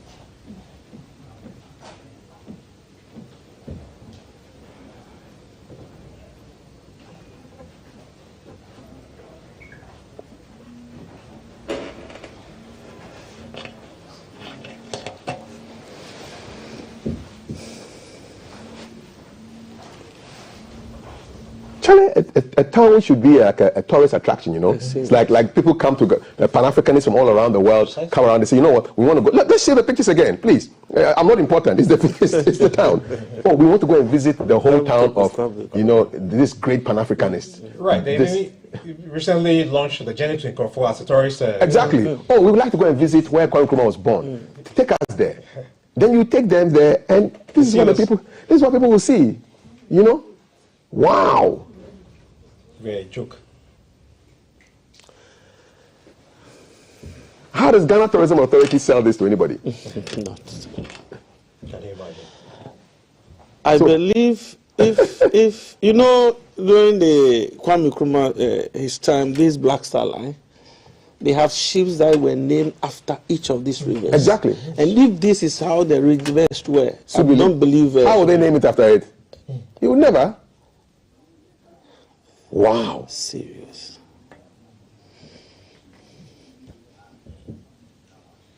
Can you imagine? You see how close the water is to the town? Yes.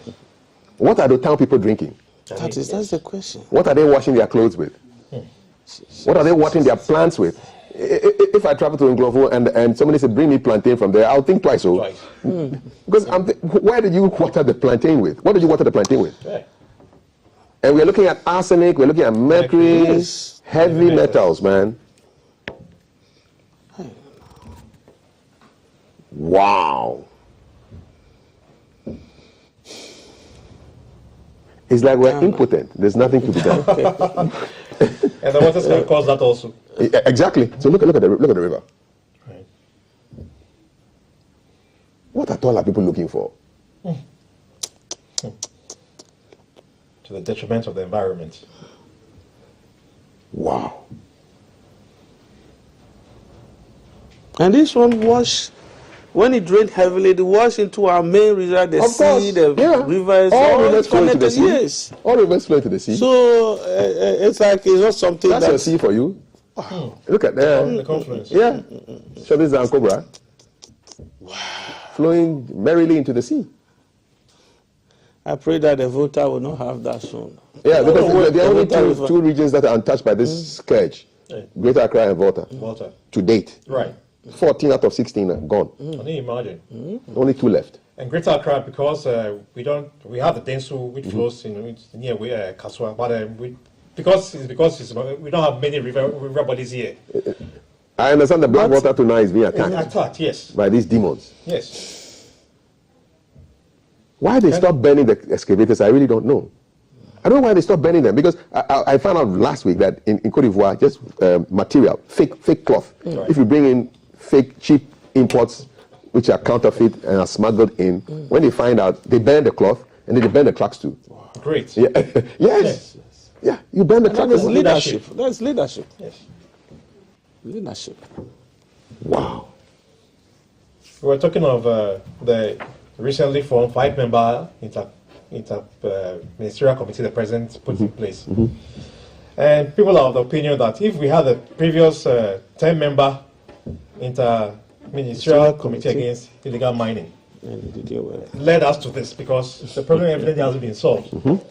Then when there's a need for tackling the situation head-on, we scale down the members of the committee, because there's strength in numbers. So somebody will say, as we say in our local balance, did we go or did we come? Wow.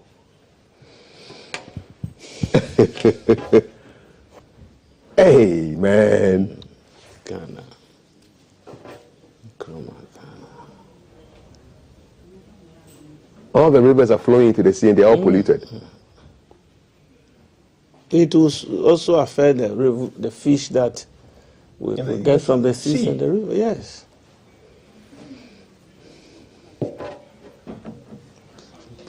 I watched a clip on a sister TV station. One of the journalists took a trip there, and on the Pra Bridge, this may be it. She engaged one of the locals there, and she asked him, so your crops, I see plantains here. How do you get to water your crops? And the gentleman said, we fetch from the river. So when we are in Accra, we get plantain, cassava from the hinterlands. We should know what we are consuming indirectly by the pollution of even those crops, by the water bodies which have been contaminated with heavy metals and the like.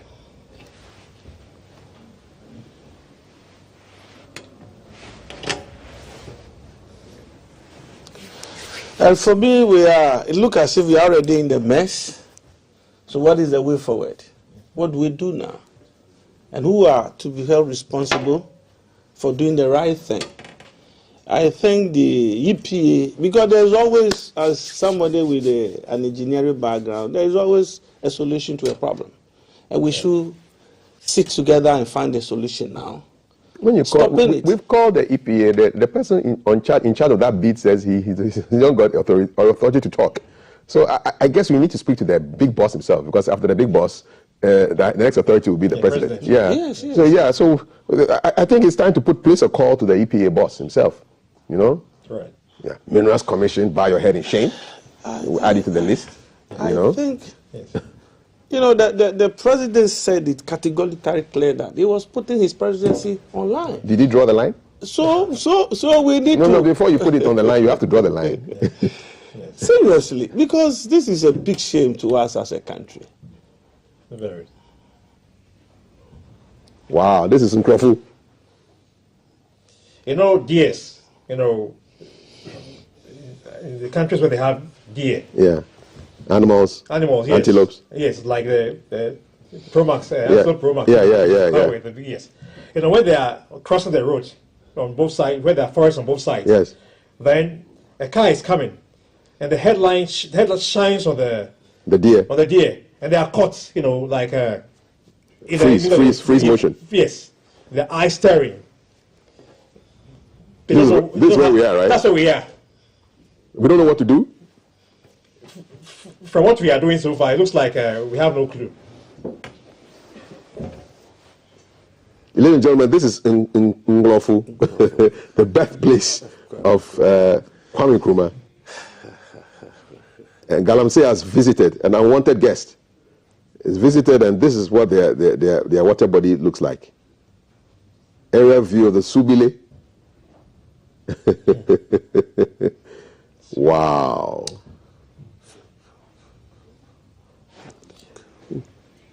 Okay, so we're going to go to the lines right now and speak with the chief of Nkroful in the person of Nana Kwesi Kutua. Nana, good morning. Welcome to GTV Breakfast. We are still in the mood of celebrating one of the most illustrious sons, not only of Ghana, but of Africa, Dr. Kwame Nkrumah, who was born in your town, in your village. How are you, sir? Yeah, I'm doing well. Nana, what does the celebration of Kwame Nkrumah's birthday mean to you as a chief of Nkroful? Yeah, as the chief of Nkroful, the celebration of Osagyefo Dr. Kwame Nkrumah's birthday reflects the ideals, the beliefs, the values that Osagyefo Dr. Kwame Nkrumah, espoused when it comes to his commitment to gain independence for Ghana, and help other African countries to also fight for their independence. Again, it also, tell us what, the national unity that we are enjoying, because without Osagyefo Dr. Kwame Nkrumah, Ghana wouldn't have enjoyed, national unity. He was able to bring together the various ethnic groups together to form a nation called Ghana. And we also reflect about his vision for Ghana when it comes to infrastructural development, in reference to the construction of Akosombo. Hello, can you hear me? Loud and clear, Nana. Yes, in reference to the construction of Akosombo Dam, the various companies that he was able to establish for Mother Ghana. So we celebrate this occasion to reflect on the contribution that the great man, did for the Republic of Ghana. Okay, thank you so much for your initial thoughts. Now, I'm going to read a quote that Osajifo gave. I mean, he said a lot of interesting things, but he also spoke a lot about the environment. So I'm going to pull up one of the quotes that we have on the environment. I'll read it to you, and then we'll have a little chat about the environment. So he says, our forests, rivers, and mountains are not just resources to be exploited, but treasures to be preserved for the benefit of all. So Nkrumah was a serious, big-time environmentalist. What do you think he meant by this?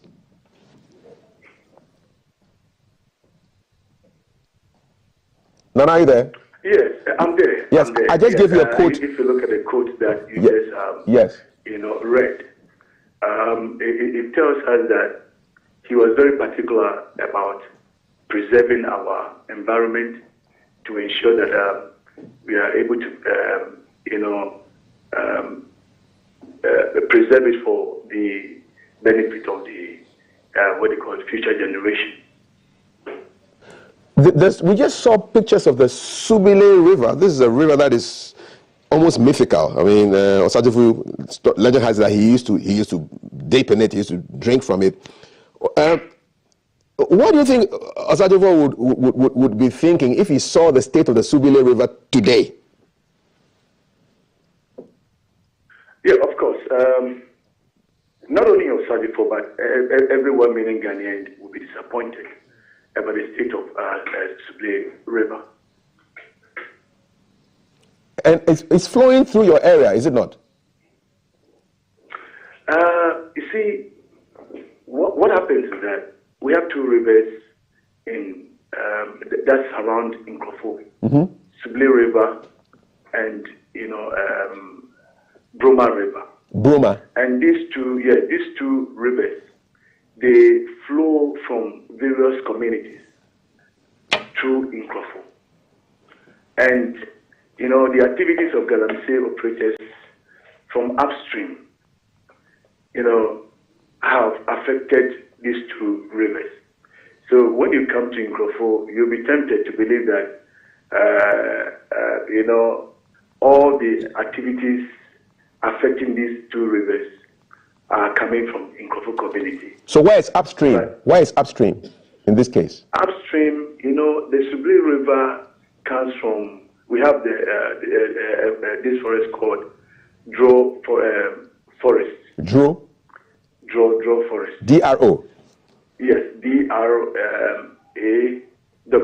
D-R-A-W, okay. It's a forest. So, yes, the Subil River comes from Dro Forest, and it passes through Anya Telekobu Council. And these two communities are adjoining communities. And when you go upstream, the river has been polluted by the activities of illegal miners. What have you done to stop this particular pollution? What efforts have you made as a chief of the area? Because it's affecting you. Yes, of course, I'm aware about that. As the chief of the area, we have done everything possible to stop the activities of illegal mining. I and my elders, we have set up a committee that goes around to, confiscate the equipment of galamsey operators, as well as, of course, sometimes we report some of them to the police station to be arrested. But let me make this point. The fight against galamsey has not been easy.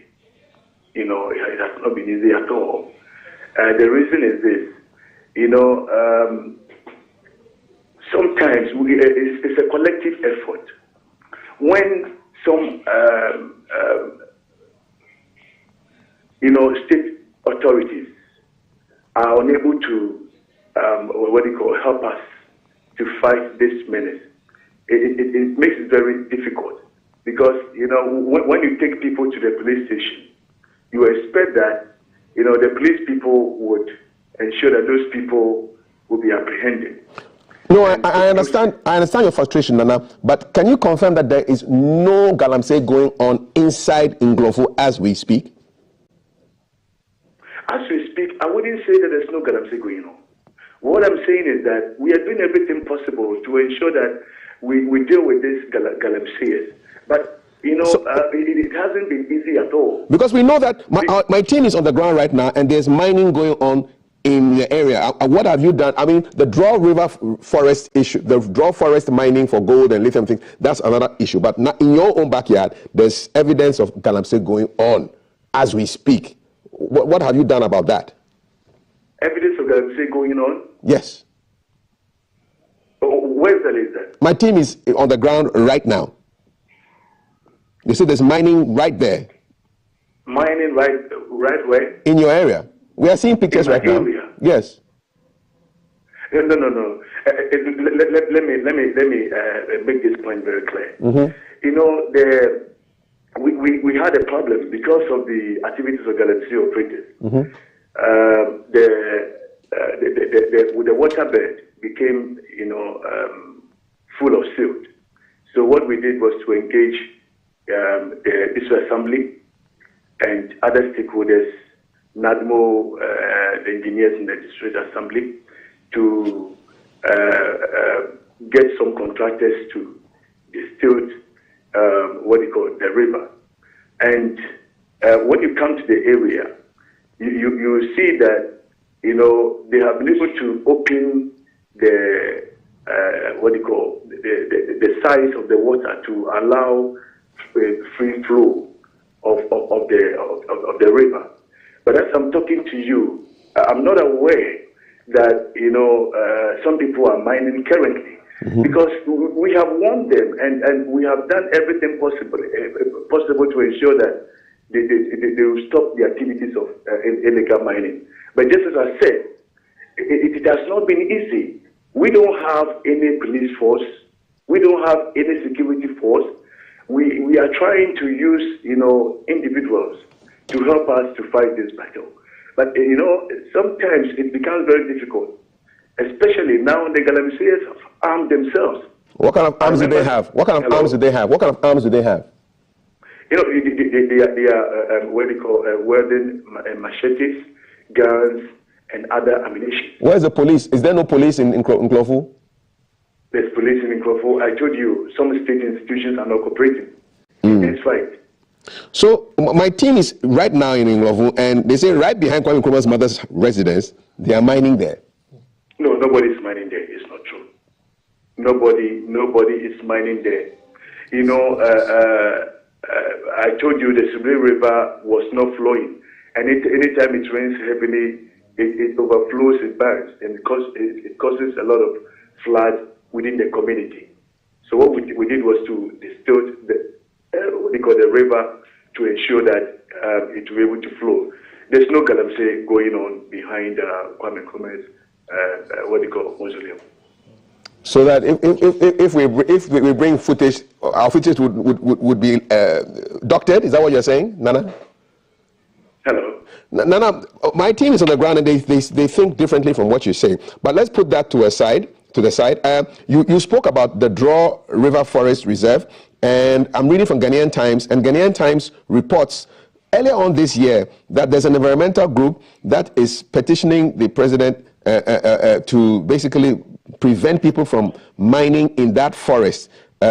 Reconsider granting of license for mining in Draw River Forest, which you just spoke about. So the Ghana Environmental Advocacy Group and its partners have petitioned the president to basically reconsider the granting of license for the mining of diamonds, lithium, and gold in the Draw River Forest.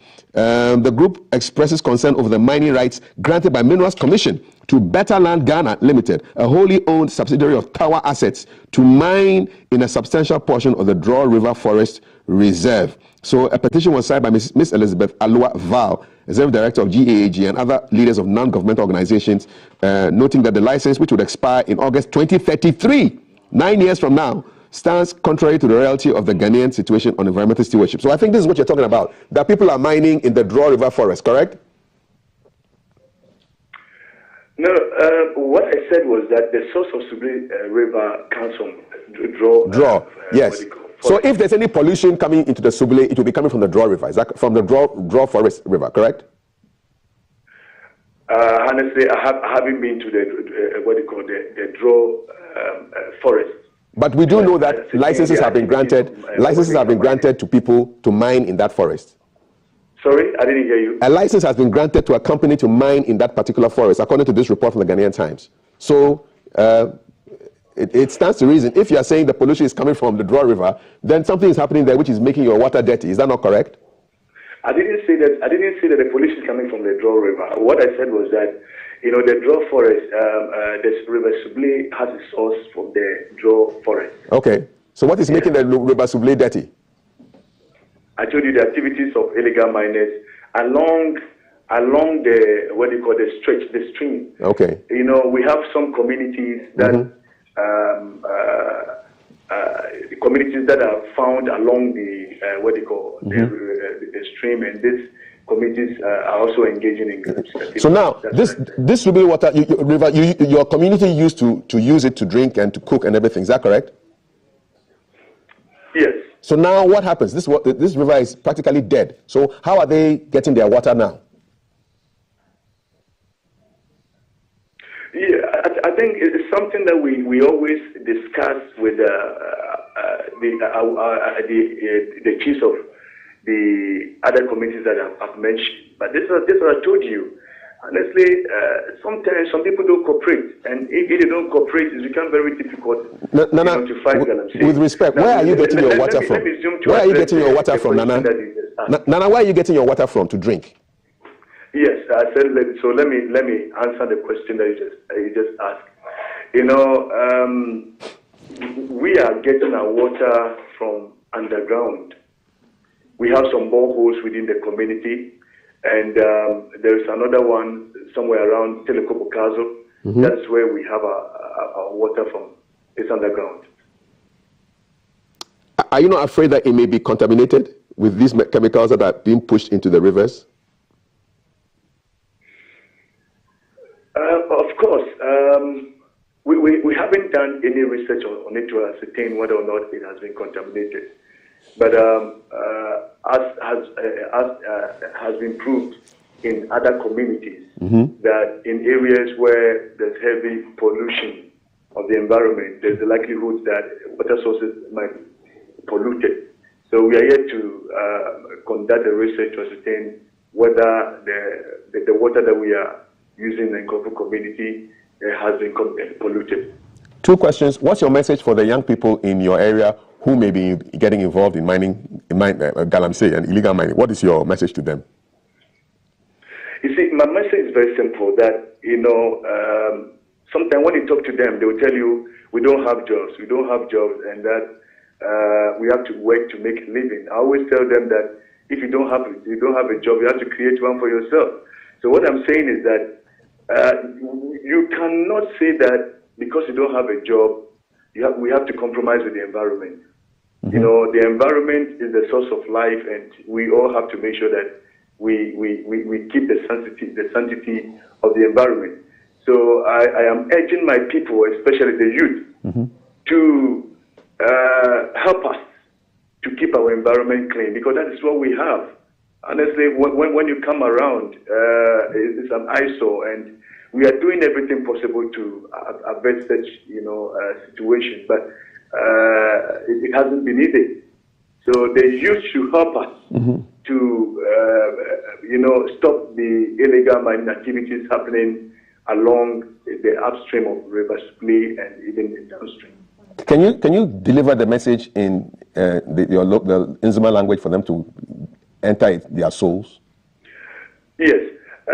Momleka leke se enia kesimo boy anyong modidi bukazo kesimo azeni yezekela eba Nkroful yazia yenga komo yeba zrebe bisi benejima yezikangba benejima noko beboye na yezu ni amuto etembi ekenkrebeke se benejima bo imongeke ozeke yezue ni azreni yeseke wote Nkroful aka yubi amu eba shi bia na yeni bali onwe na beboye na yezu ni azreni amude na yemu anjreye, because It's really near as one second Hania.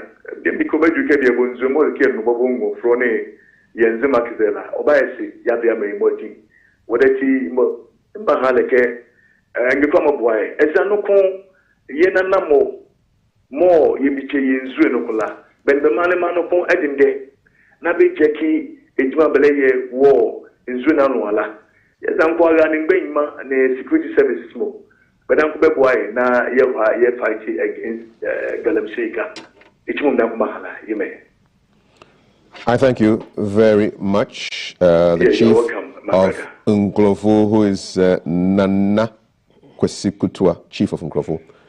And we will post that picture of the mining that is happening right behind Kwame Nkrumah's house. Nkroful is no longer a tourist destination. I'm sorry. I'm not going to travel all the way from Accra to go and look at this. Yeah. No, I'm not going to do that. Yeah. It doesn't make sense. Your quick thoughts before we go. The issue of there are no jobs. Does it mean that if there are no jobs, destroying the environment, the river bodies, is the only way that they can survive?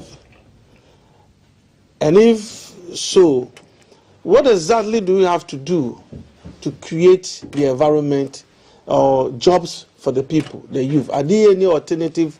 Nana and his people, there are lands to farm, to do entrepreneurship, a whole lot. Can't, or the traditional setup and the district assembly been able to put some kind of this thing in place to help them get alternative jobs so that they will stop the galamsey? Do they have something like that? For me, a river being dragged, what I've seen, it's not a drain or a gutter or something that, but a whole river.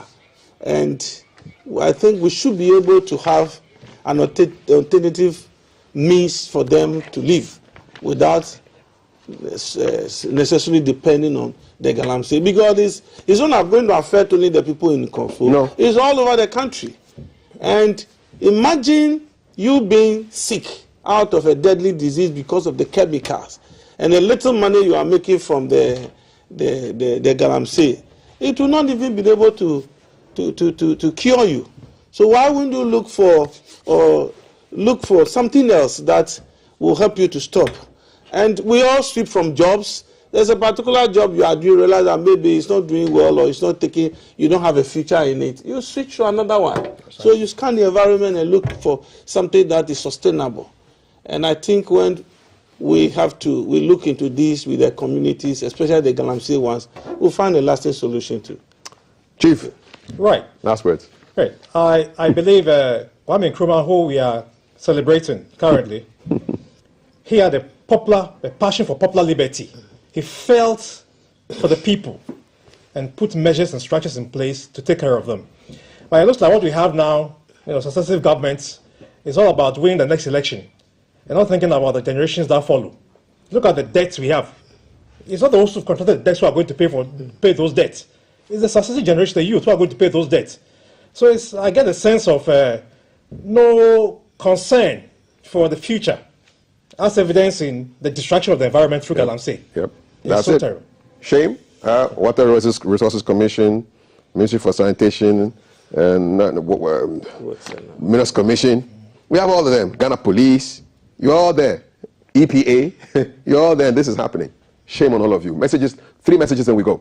Good morning. This galamsey thing is something. It needs urgent attention. I'm very disturbed when politicians, especially those in government, are saying they were fighting it, and then the opposition were doing blah blah blah. I'm sick of this. Who has the power and authority to take care of our resources? Well, I gave you. Did you sense you were speaking to an honest Nkroful chief? Says from Chief in Takrady. You be the judge. There's a concept we call ripple effect, which compels people to drift into illegal mining to destroy our water bodies. The ripple effect emanates from promoting community and small-scale mining. The earlier we put aside community mining and small-scale mining, the better. Ghana must only allow medium to large-scale mining and subsurface mining so we don't lose our natural resources and the beautiful environment. International correspondent on the environment.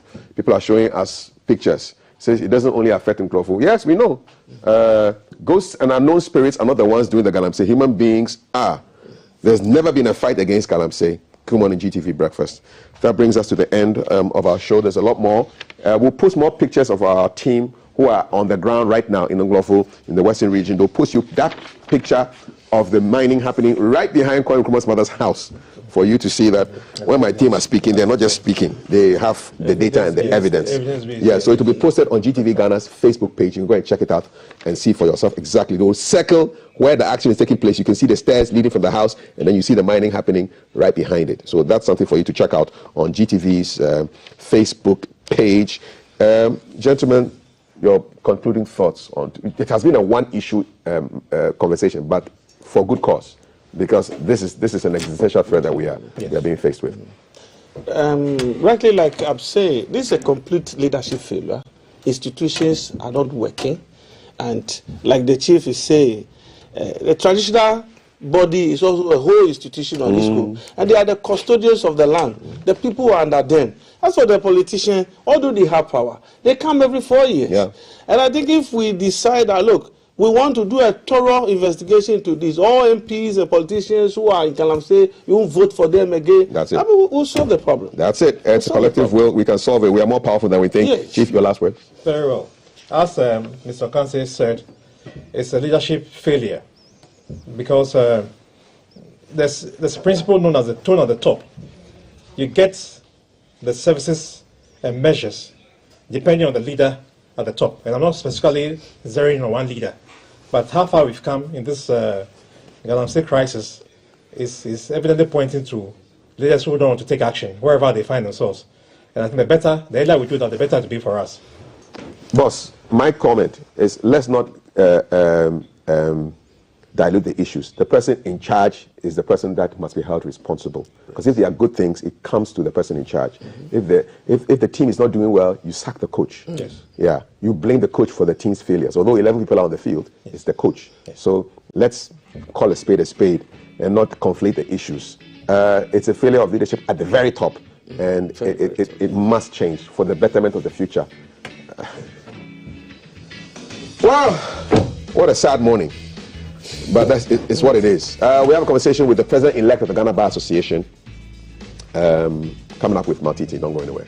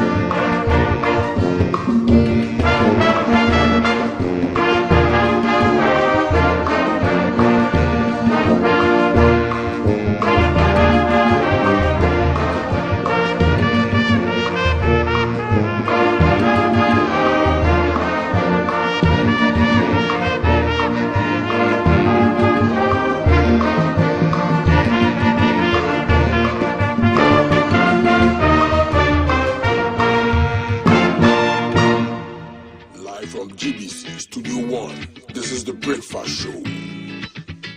Going through the photographs of past presidents of the Ghana Bar Association, one thing remains clear. All 26 former presidents were men, meaning no female has had the opportunity to lead the GBA until the recent election when one of the association's top female lawyers, Mrs. Eva Lokko, a highly decorated lawyer with expansive experience, changed the status quo. It's historic. I mean, the significance of it cannot be lost on us. It was eventual. I mean, the bar is a reflection of society. In the past, the conventional wisdom was that women deliberately stayed away from all these positions of honor and prestige. But it was inevitable, because if you look at the demographics now in recent years, a lot of women are going to school. I think that if you look at some of the faculties, law faculties, I think, if I'm not mistaken, there are some that have more female students than there are male students. So naturally, and with diversity now an international human rights issue, it was inevitable, and it's historic, and we have to all be happy that finally Ghana has been able to, the bar has been able to integrate and have a female, not just a female president, a female vice president as well. Mrs. Lokko, a two-time board member of GBC, received 1,208 votes against that of Kwejo Jakbasu's 1,060 votes at the bar conference in Kumasi. The question, however, is whether it makes any difference having a female at the helm of affairs at the GBA. The issue is, have women been doing difficult jobs traditionally? Yes, they have. Do we have are women intelligent just as men are? Yes, at times maybe even more intelligent than men. When we sit in classrooms with them, do they do better than us? Yes, they do. If you look at this, the law school, the summer prize winners, I think in recent times there have been more females than men. So they have all that it takes to succeed more than what we men do. So this office was not created with men in mind. The outgoing president of the GBA, Mr. Yawi Champon Boafom, said although the female factor speaks volumes, occupying such positions is more of the capability of a person to lead the bar, and the endorsement of Mrs. Gate at the just ended bar conference proves she is competent to lead the GBA. When lawyers come together, a majority of them emphatically say that you are the one to lead us, that is a statement that people have confidence in your competences. So the fact that she won an emphatic victory means that most majority of lawyers have confidence in him. Miss Eva Lokko, a lawyer, said it is about time the world walked the talk about having women in top decision-making positions. She's not just going to be a titular head. She is a woman who has shown through years of service at the bar that given the opportunity, she has what it takes, the competence, the capability to turn things around and move the Ghana Bar Association forward. So she's bringing something new, something refreshingly new to leadership. This is the third attempt by Mrs. Eva Lokko to lead the Ghana Bar Association. On the first two occasions, she lost to Mr. Tony Forson and Mr. Yawi Champon Boafo, respectively. I would have been disappointed if it had gone the other way around, because as you see, the men have dominated time in memorial since inception. But Mrs. Gate coming on board is coming to make sure that at the end of the day, what the men have not been able to do, even with the support of the men, as she alluded to in her victory speech, they will join hands with her for her to show the way, lead the way, for us to learn from her. According to Mr. Leslie Louise Gardner Opombwedi, it is exciting to have women take over key leadership positions in the country with the high expectations of outperforming their male counterparts. In her acceptance speech, the GBA President-elect, Mrs. Eva Lokko, promised to protect the legal profession to justify the confidence and trust reposed in her as the first lady occupant of the highest position of the GBA.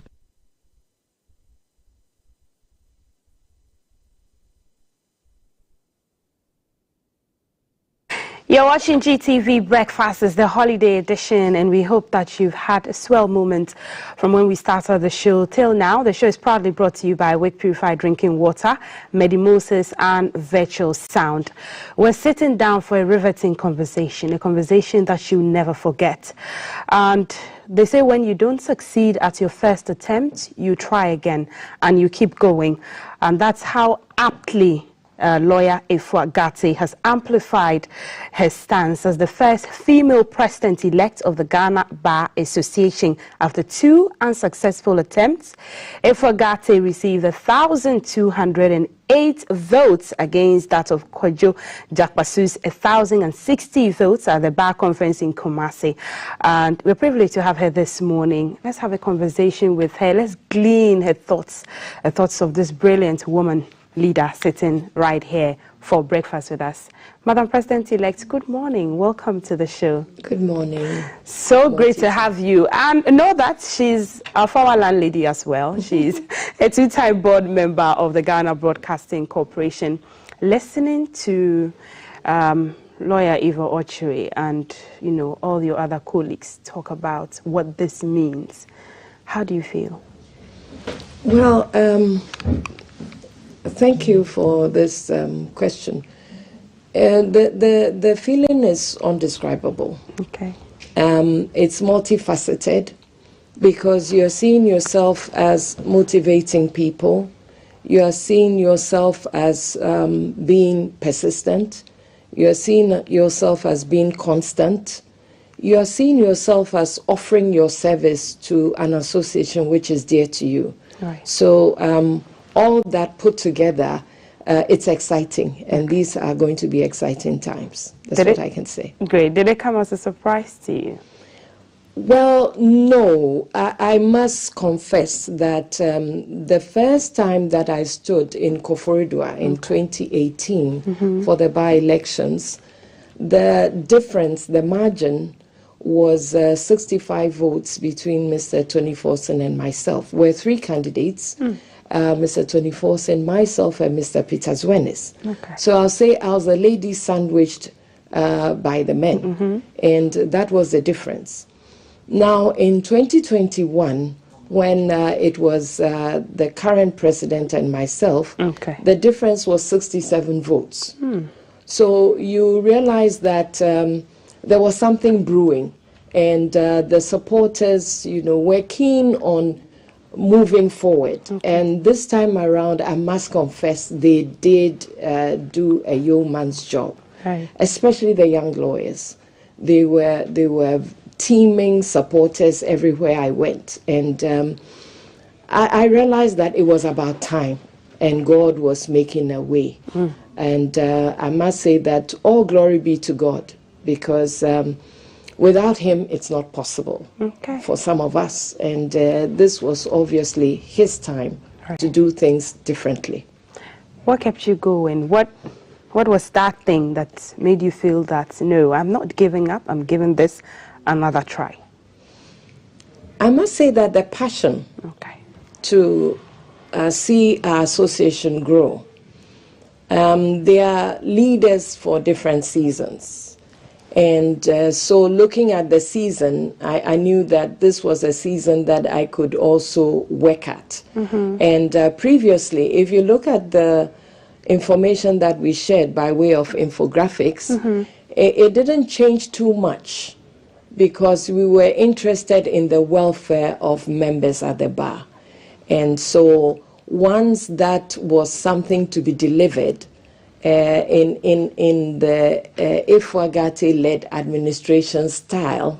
Yes, so it was something that was to happen, and I felt that this was something that I should not let go, because the bar has invested in me by virtue of the fact that I served on the national executive of the bar for over 9 years.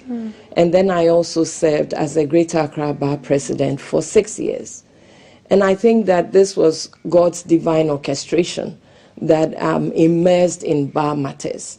And so the passion was there to ensure that I deliver to the next generation what I have, what has been entrusted to me. So that is what kept me going. So definitely the experience from being the Greater Accra Regional Bar President moving to a national one, what do you envisage will be some of the issues that you'll be meeting and dealing with? I think this is more of an opportunity to look at things holistically, not on a regional basis. So the little nuances that you experienced as a regional president, you can see how you're going to escalate some of these positive things that would whittle away the nuances on a national level, so that the entire bar can enjoy the goodness of the bar, as it were.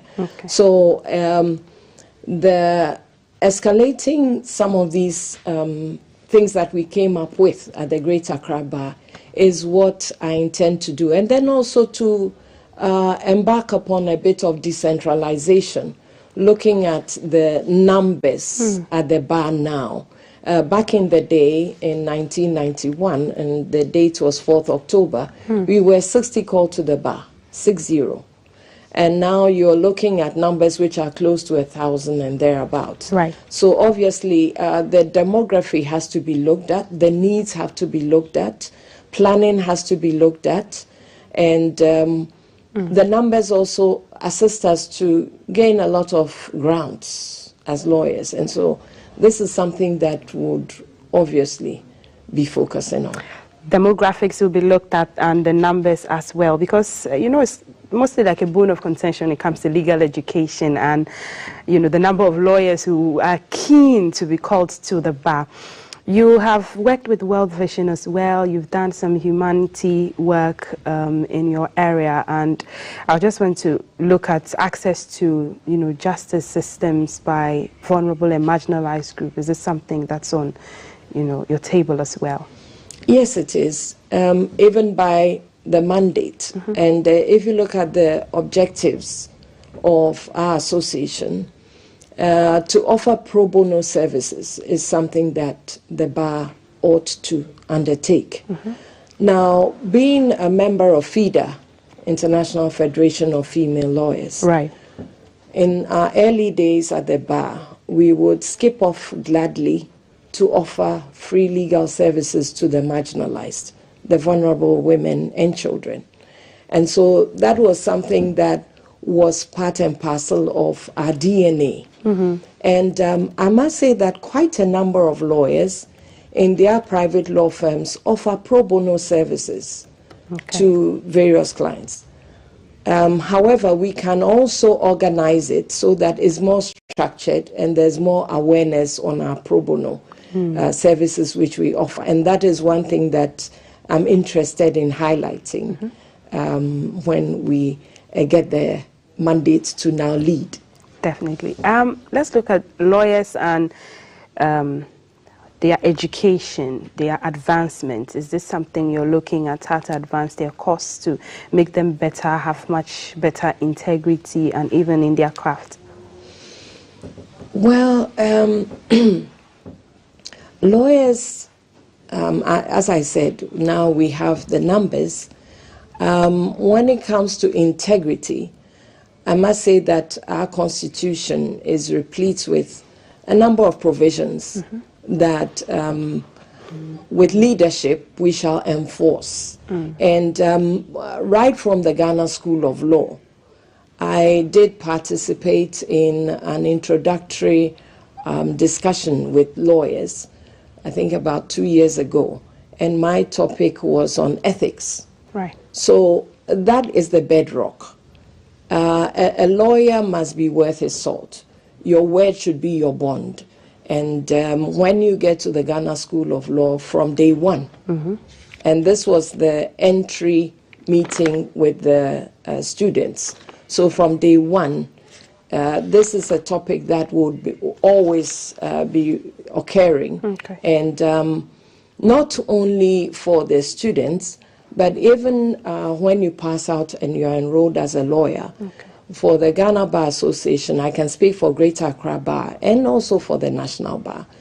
At our conferences, we harp on this.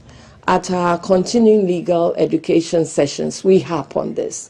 And I believe that we are not the only association that is interested in the integrity of its members. So it's something that we always want to rehash, so that if for any reason we find ourselves wallowing somewhere, then we sharpen up our act. Yes. Right. And since we're talking about integrity, what happens to lawyers who, misconduct themselves? What does the Bar Association do? Well, the Bar Association has structures. And it's important that some of these structures will be made known to the public, so that if need be, they can use the appropriate structures. But the regional bars have the opportunity to listen to such complaints firsthand. Okay. And after that, if for any reason it is unsettled, you have the General Legal Counsel, depending on the gravity of the situation. So there's a disciplinary committee there. And persons who feel aggrieved do go to that forum to seek redress. Sometimes you also realize that is much ado about nothing. It's just a matter of educating the complainant, so that the complainant knows what to expect, and the complainant would realize that really this is not a matter that should have engaged the authorities. But it's good that there is that opportunity, and we are looking at how to ensure that this body represents the association well. Okay. What are the four most issues that challenge the association that you will be looking at addressing? You talked about demographics and all of that, but what are the other issues that members are challenged with? I think that with the demography of the bar, and we cannot decouple it from our way forward, you are looking more at what the bar has to do for our new members.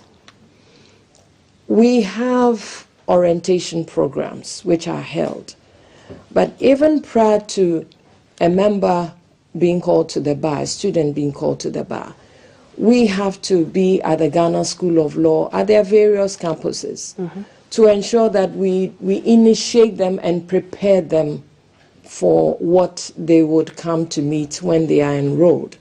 Also expose them to the various areas that lawyers can go into, so that they are not only litigants or they find themselves in the corporate world, but there are other things that lawyers can move into. Right. Then moving forward, after the orientation, there's the need to give them some structured mentorship at the bar. I will go back to my early days where we were just about 60. And we had a lot of seniors who were doting seniors. They looked out for us. They wanted to know how we're faring. They just cared for us. But if you look at the demography now, it's bottom heavy, with just a few seniors as compared to the juniors. So who is looking out for them? Who is ensuring that they are enjoying the profession? Who is ensuring that they are getting what their expectations are being met? I mean, from the 1990s, people would have thought that it would have improved over the years now. So as compared to the time you had been called to the bar in the 90s to now, that's not what is happening. So over the past 3 years, the change has been dramatic.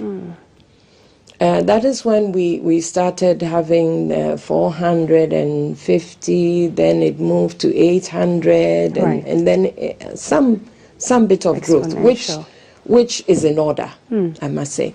So now you have to fast track whatever planning you have in place to make sure that these young lawyers are comfortable with the profession. Yes, so we're looking at other things to make sure that the heads of chambers and heads of legal institutions know what their take is now that they are lawyers. How are they faring? Right. What is the narrative, and how can we help them to encourage more of them to read law? Because if you look at the other jurisdictions, I wouldn't say that we're at a point of saturation. Far from that. So definitely there will be other more lawyers being called to the bar in the years ahead, and we have to prepare for the future. Right. What do you say to those who say that the justice system in Ghana needs a total overhaul? More Ghanaians are flocking to the courts on issues than they should be, and also even tying it to the lawyer citizen or client ratio. I did see 5,000 citizens to a lawyer. Yes. And that means that we need more lawyers, don't we? Because if you look at Nigeria, it's about 1,300 to a citizen.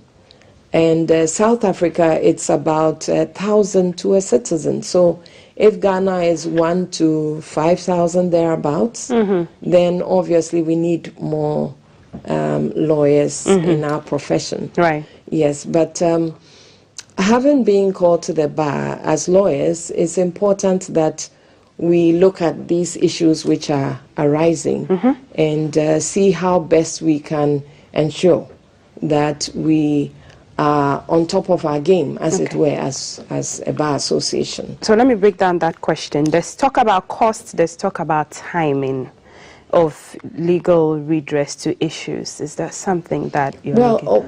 If you talk about legal redress, then it's more in the domain of the judiciary. Okay. And I know that we have a robust Chief Justice who is on top of issues. And for instance, the afternoon courts, which has been introduced, not to talk about the previous Chief Justice who also opened up a number of courts around the country.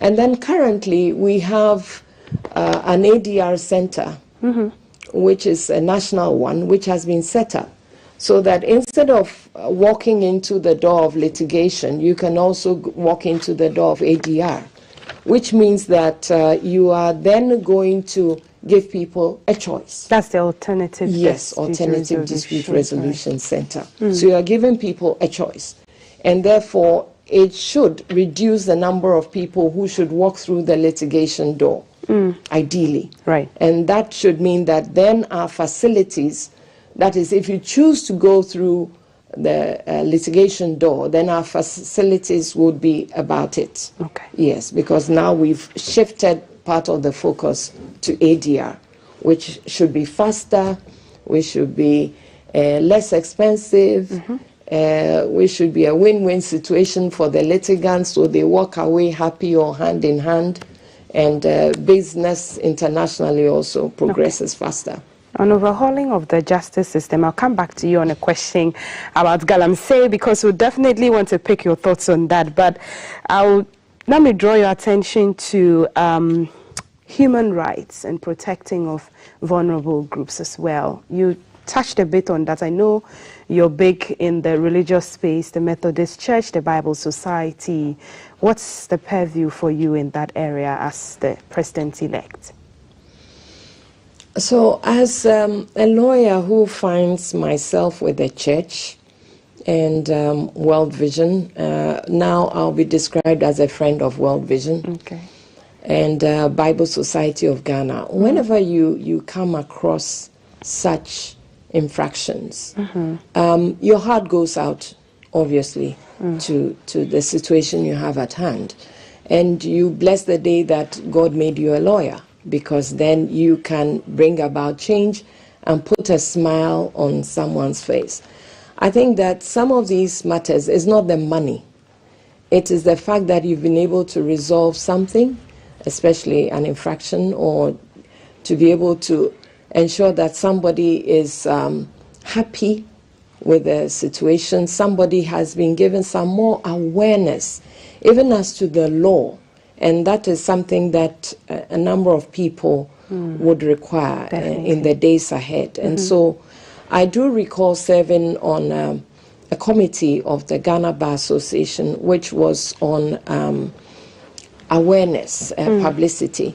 So what the committee was to do was to hold events and pick up topical matters and then ensure that the public is educated on some of these laws that exist, because then that will dispel a lot of wrong notions about things and also give them a boost, because now they know what they can do for themselves rights-wise and otherwise. Yes. Okay. You're watching GTV Breakfast. We're having a conversation with the first ever female president-elect of the Ghana Bar Association, Madam Eva Lokko. You can send us your thoughts and comments on 055-556-1034. That's our WhatsApp number, or our stream at GTV Ghana on Facebook. Madam President-elect, now let's talk about judicial independence and separation of powers. What's the Bar Association's position on this? The Bar Association respects that. And the Bar Association, per our objectives, we are to ensure the independence of the judiciary. I believe that you find the bar coming out from time to time, especially when there's information out there. Some disgruntled person has spoken vehemently against judges. The person may be a sore loser, or the person may have a reason to say something, but how you say it is very important, right? So that the independence of the judiciary could be maintained. And it's important that wherever we find ourselves as a bar association, we do that, because then the confidence in the judiciary also grows, and we can say then that we are carrying out our mandate as the Ghana Bar Association. Let me come to galamsey. I'll come back to politics and lawyers as well. But on galamsey, I do see that the Bar Association at the conference said to do nothing is no longer an option. That was the Asantehene speaking at the association where you were elected, the conference in Kumasi. What's the position of the Bar Association, looking at the fact that most of the galamseyers are being arrested? They keep going to prison. Is it that they are given presidential pardons to come out of prison, or they just keep going in there? What can be done about this menace? Right. As I walked in this morning, I realized it was a very topical issue. And my thoughts go straight to what are the processes that have been put in place to ensure that we bring some sanity to the situation. And I know that a lot of the burden will be on the law enforcement agencies, because at the end of the day, if someone is found foul of the law, then the law enforcement agencies will have to get their work done, i.e. arrest, put the person before court, and so on and so forth. I think at this point, all Ghanaians ought to get involved in helping to bring this matter under control, irrespective of where you sit. If you notice something, if something comes to your attention, if you're a law enforcement agency worker, if you are with the judiciary, if we can let the processes run and be effective, I think that it will make people move away from something that would not be comfortable to deal with. And I must say that even the Bible says in Ecclesiastes that if the law is not brought to bear, then evil thrives. Okay, so what it means is that if the system is working, and the system involves all of us, if it is working, then persons would not want to find themselves in a situation which would curtail their freedom otherwise. Is it working as well as you'd want it to work? I must confess that listening to some of these stories, you realize that there may be the need to tighten a few things. We just saw the video of the first Prime Minister, Dr. Nkrumah's hometown, Nkroful, and the water bodies there. I'm sure my director will have it on screen, how polluted our water bodies are. There are politicians who have sat here and said maybe arresting is no more the way to go, shoot and kill. I'm saying burn the excavators. There's a whole lot. There are chiefs involved. There are politicians involved. We've had calls here where they say police directors are involved. And at the end of the day, they tell them, release the boys, or nothing is done to the police director. Is the justice system transparent and robust enough in dealing with this menace? Those are the visuals on our screen of the Dr. Kwame Nkrumah's hometown. Yes. The justice system is a tried and tested one. What it would require is for us to play our part. And yes, we should ensure that we are not jumping the gun in saying that, well, this is the situation and this is the solution. We should look at it properly from the beginning to the end point and make sure that we know where we need to highlight something that would work. I know sometimes the pollution is such, it affects all of us. It affects all of us, and would wish that we could jump into the fray and get something done ASAP. But we need to, as leaders, look at it holistically, ensure that the whole chain is working so that we can get the results that we are looking forward to. So I'll be hesitant to pass judgment on this aspect of it or that aspect of it till we see what the full picture looks like, and then we know what to do. Okay, what do you say to people who say that lawyers shouldn't meddle in politics, or it's becoming too common to see lawyers in politics, even the bar associations voting or elections is politically maligned? I would not agree with that statement. From my background, when I was with the National Executive, and in those days, it was military rule. It wasn't palatable or exciting to be a bar leader and think that all will be smooth sailing, because in the past, some of our leaders were also arrested. Moving down the line, when I became president of the Ghana, of the Greater Accra Bar, that was in 2015. It was NDC that was in power. And then subsequently, the latter part, it was MPP. At the bar, I've had to work with faithful people.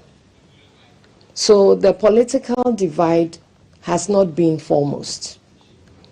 It is people that you trust to deliver the goods, because you're working with a mandate and you have a time frame, and you are there to deliver.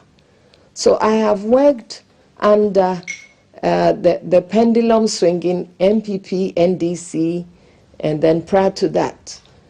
And I am focused.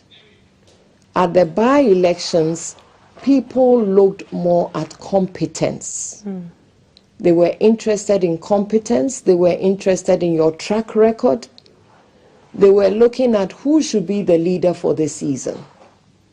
So those were some of the considerations that swayed voters to vote in a particular direction. It's not politics that prevented women from getting to where you are now? No. Okay. No. Okay. No, not at all. Okay. Go ahead. So that was what happened, I can say for sure, in Kumasi. And as was said by the bar president, women are now rubbing shoulders with the men. So it's not looking at gender is looking at who can perform. Right. And a number of these men, we have worked with them. At least I've had the opportunity to work with 7 presidents. And I'm sure that they can attest to the fact that when we were given the opportunity to work, we did it with all our heart. And we achieved results together. So if we achieve results together, now we just want to tilt it the other way. And that is with the women. Right. And we've had 3 female chief justices. They have performed creditably. When we were going around talking to our constituents, I went to an institution, and the head of the legal department, he was so excited that there was a woman coming as a candidate.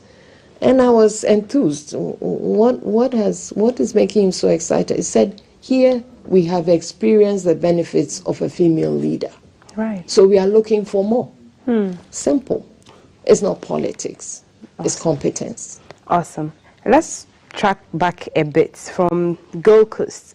Your position, what does it mean for Ghana and Africa? I'm sure a lot of other countries want a piece of you to understand what your makeup is that has gotten you this far. Right. If we go to our colonial days as Gold Coast, it was in 1876 that the Supreme Court was set up. And definitely with the Supreme Court, you have lawyers attending to the court. Thereafter, about 10 years thereafter, we started having some Ghanaian lawyers who started practicing at the bar. And this was the case, and as up to independence, they were known as the sort of gentleman's club of lawyers. Okay. So it was a social grouping which metamorphosized gradually into what we have now. Now, from independence, we've had 25 male presidents of the bar. 25 and each time I went to the bar center, I would just carefully look at all the pictures and ask myself, when is the female photo coming up there? And by God's grace, we've been able to achieve that. Right. So on the continent, Africa, we're looking at about 54 countries in Africa, where you have about 23 of them who have already elected a female bar president. Some of them conferred the honor on the first female called to the bar. Okay. So it was... There's an honorary title yes, it was for an that. Honorary title. Okay. But we haven't had that design. Right. So it's a contest. You have to ensure that you do what it takes in terms of ensure that you have policies, you expose yourself in a way that people have confidence in your leadership. You should have a good track record. And then you are voted into office. So, yes, Ghana, this is our first. And it is a lovely first, I must say. And as I said in my acceptance speech, we are going to walk hand in hand with the males. That has always been the situation anyway. And so that we achieve what it takes to make us proud of our association. And behind the 25 so far have been the women who have not been seen there, but they have been at the back and pushing, for this. Well, amazing. Let me bring your attention now to cases of abuse, police brutalities of lawyers or people in the legal profession, and even the citizens or civilians. What's the association's take on this? I would speak as a member of the bar. Okay. Being a president-elect. So the association has always come to the aid of persons who find themselves in such situations. and have a just cause which should be supported. I do recall that not only do we support by making a statement or two, but we also ensure that we have lawyers who can go to the rescue of the victims. Okay. So as an association, we have done good in that area. And it depends on what comes to our attention as well. You would definitely need the support of whoever to ensure that you get the Bar Association behind whatever situation that you want to rectify or assist with, court process-wise. So the Bar Association has done good in the past, and I believe that this is something that will be continued. Okay. Combating corruption in Ghana, what's the way to go? Now, you're a woman in a position that is a statement, as we had in the feature, and so what you say would carry weight, and young lawyers would look up to you, especially those who are going into politics to become legislators and all of that. I would say that the foundation is important. Building a solid foundation for a law student is something that should be a must. Ethics, looking at our ethics. And it's good that we have lecturers who teach that subject in our Ghana School of Law.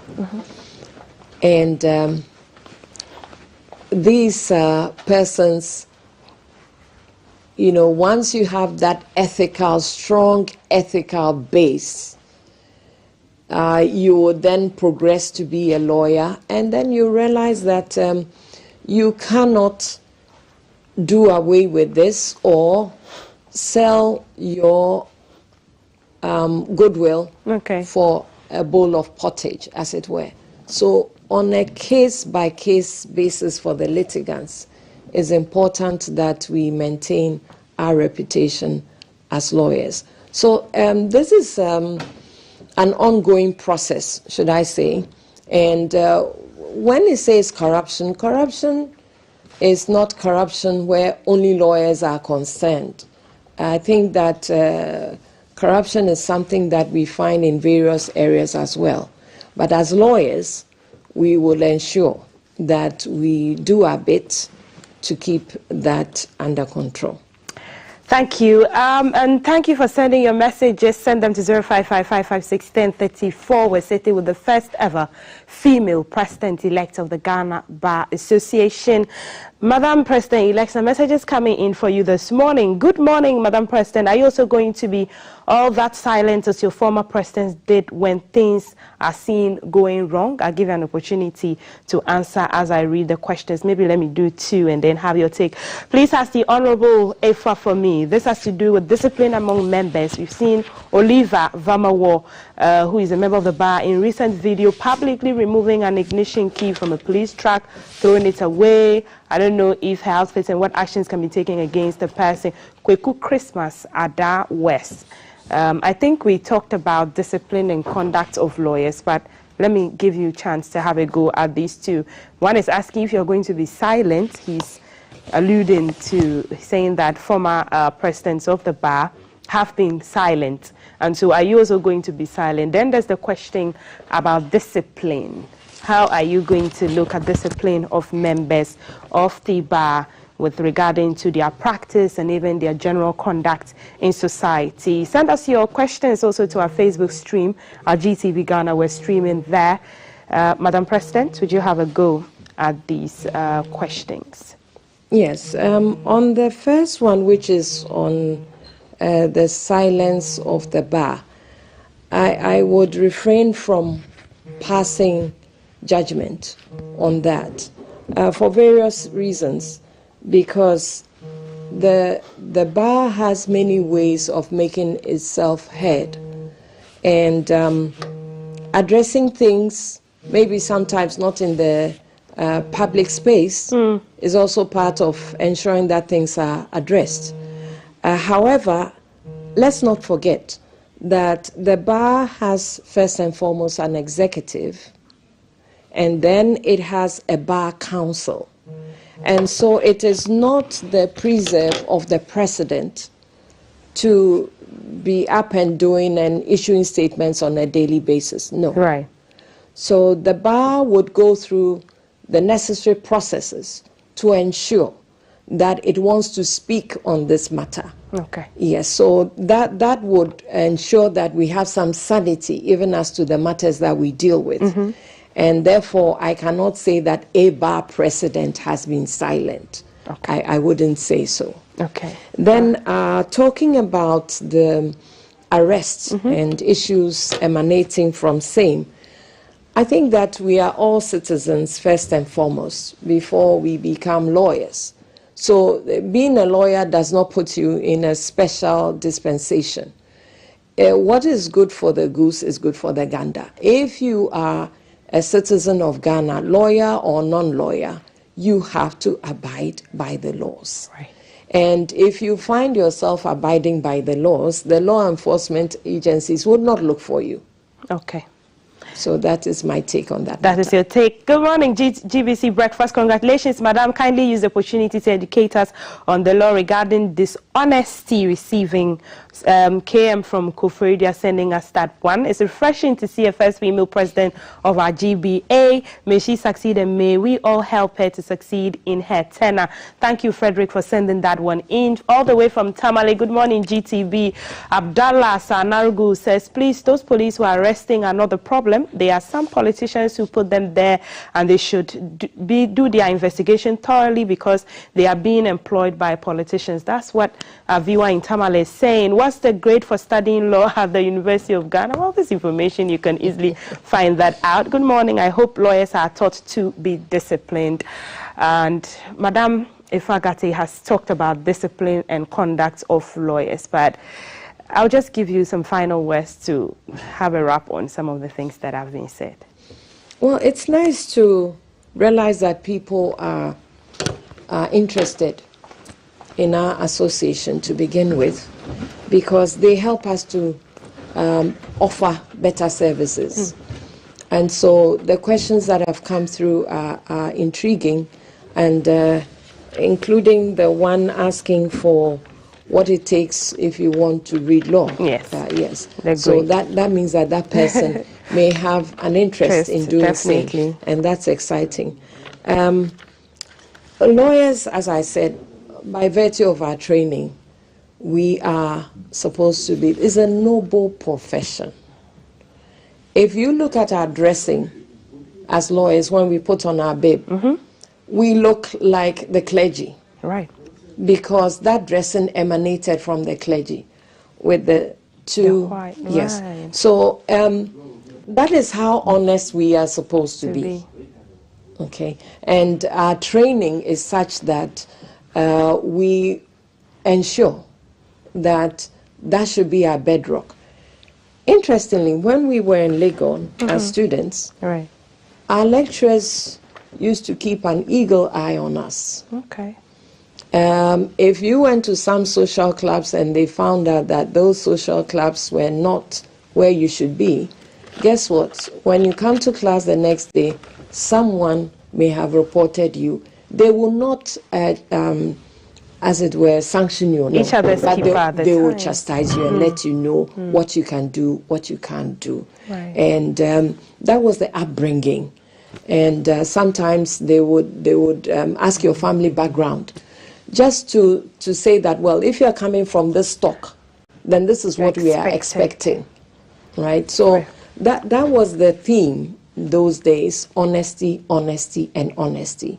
And as I said, with our growing numbers now, we have to drum that home as often as possible, right? So that we are on the right side of our ethics, and no one will have cause to haul us before the disciplinary committee. Right. Yes. I'll give you a few words if you have a message for the members of the association, speaking to them just after your feet. Yes. So let me start with our female members.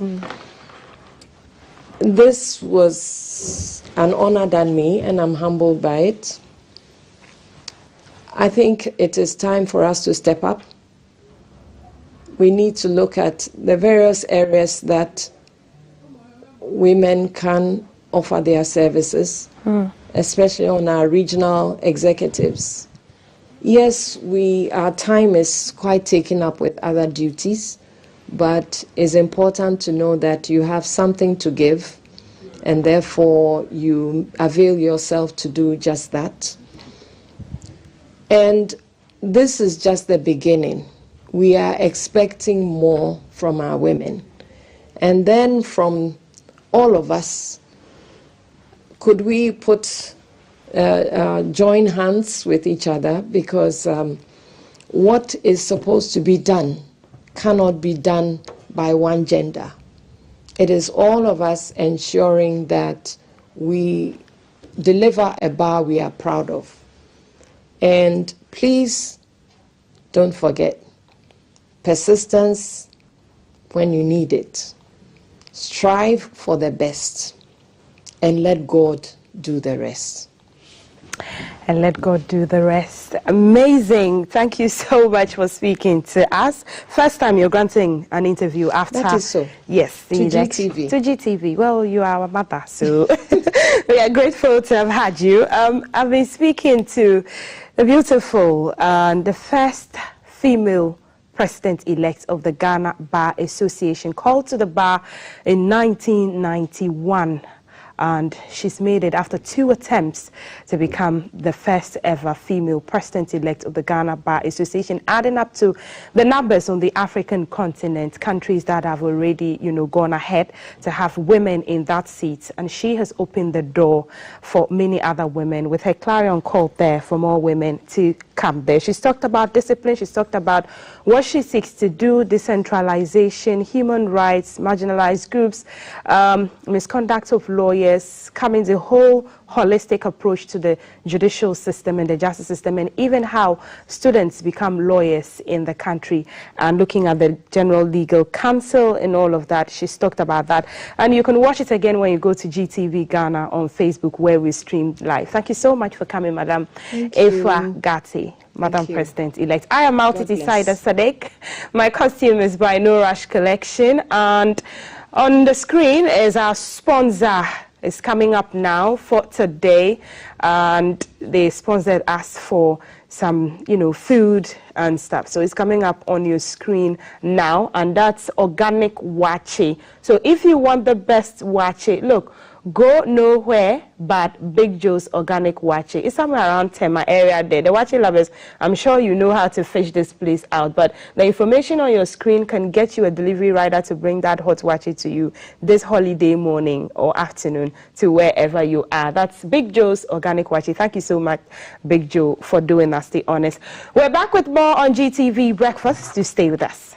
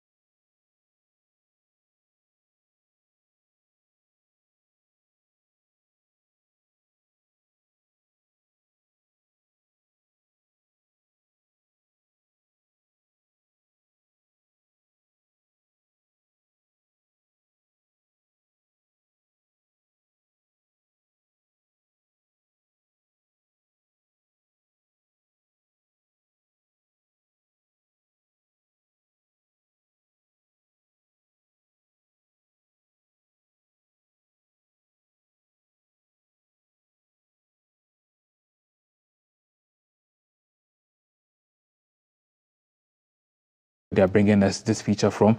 And we just want to read this last quote, and then the feature will play. So, the wealth of Africa lies in its land. How we use that land will determine the future of generations to come.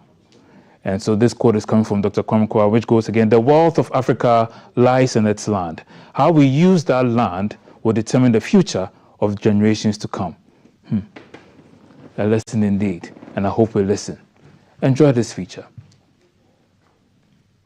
Welcome to our show. Today, we walk the paths of a global icon and a phenomenal legend, Kwame Nkrumah, a visionary whose footprints are embedded in the journey of Ghana's independence. And today, through the central region, specifically the town of Sulpon, where his footprints continue to inspire generations all the way to the western region. Come with us as we retrace the humble beginnings of Ghana's independence.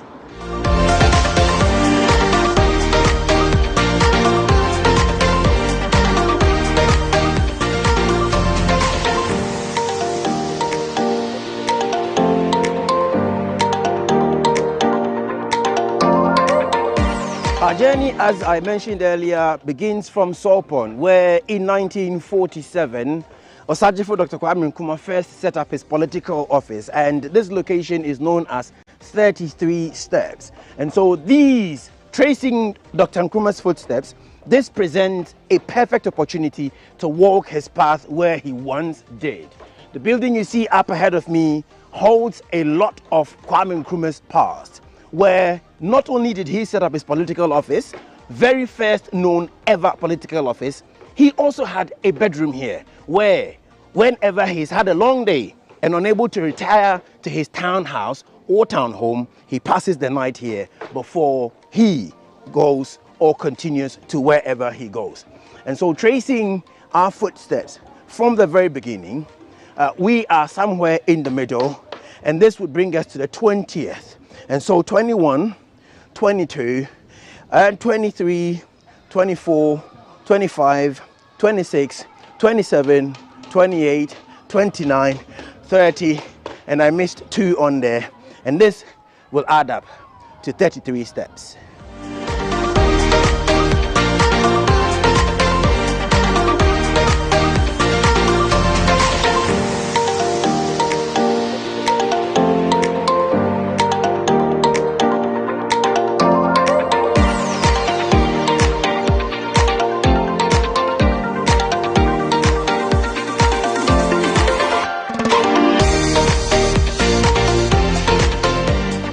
From 33 steps, we trace Nkrumah's footprints to where in the history of our pre-independent revolution or agitation, Kwame Nkrumah planted a tree, a palm tree, where he mentioned that the survival of Ghana depended on the survival of this palm tree. This is what I present to you today, as we trace the footsteps of Osagyefo Dr. Kwame Nkrumah through the central region to the western region. Here on this palm tree, the chief of Sulpon, Nana Jana Nkwanda, of blessed memory, renovated to preserve the memory of Dr. Nkrumah.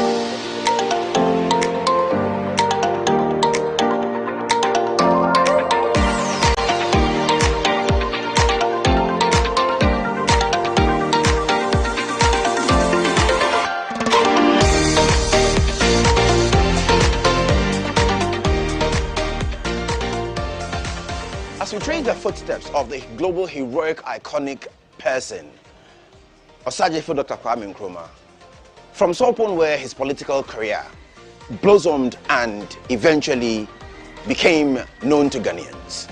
Here we arrive at Nkroful, where he was born.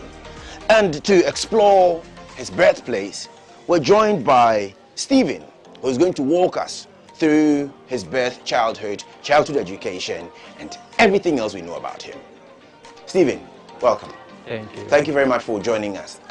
As you walk us in, what can you tell us about this place? So this is a Nkrumah Museum. This is the birth and original burial place of Osagyefo Dr. Nkrumah, the first Prime Minister and the first President of Ghana. So this is where he was born, and this is where he was buried first before his body was exhumed to Accra in 1988. So we can go in there and see what is there. All right, thank you. After you. So on the wall are some of his quotes. Yes, I see on the wall a quote from Osagyefo. They are telling you that Ghana is bankrupt. They are telling you that our country is in debt. How ignorant for them to think that you believe in these lies. Open your eyes and look around you. See for yourself. See the splendid New Tamahaba. See the mighty Volta Dam.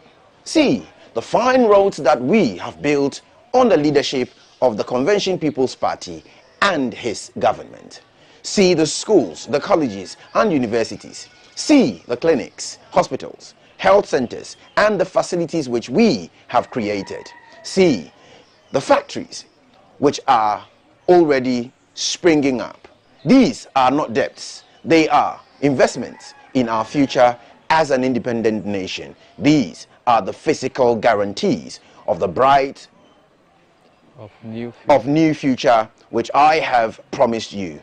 Voice from Conakry, a quote from Osagyefo Dr. Nkrumah. And so here we have the Independence Arch. Everybody else knows about it. That's another quote from him. I must strongly warn those who have been placed in a position of recognition and influence tend to forget themselves and think that they are more important than the people they are serving.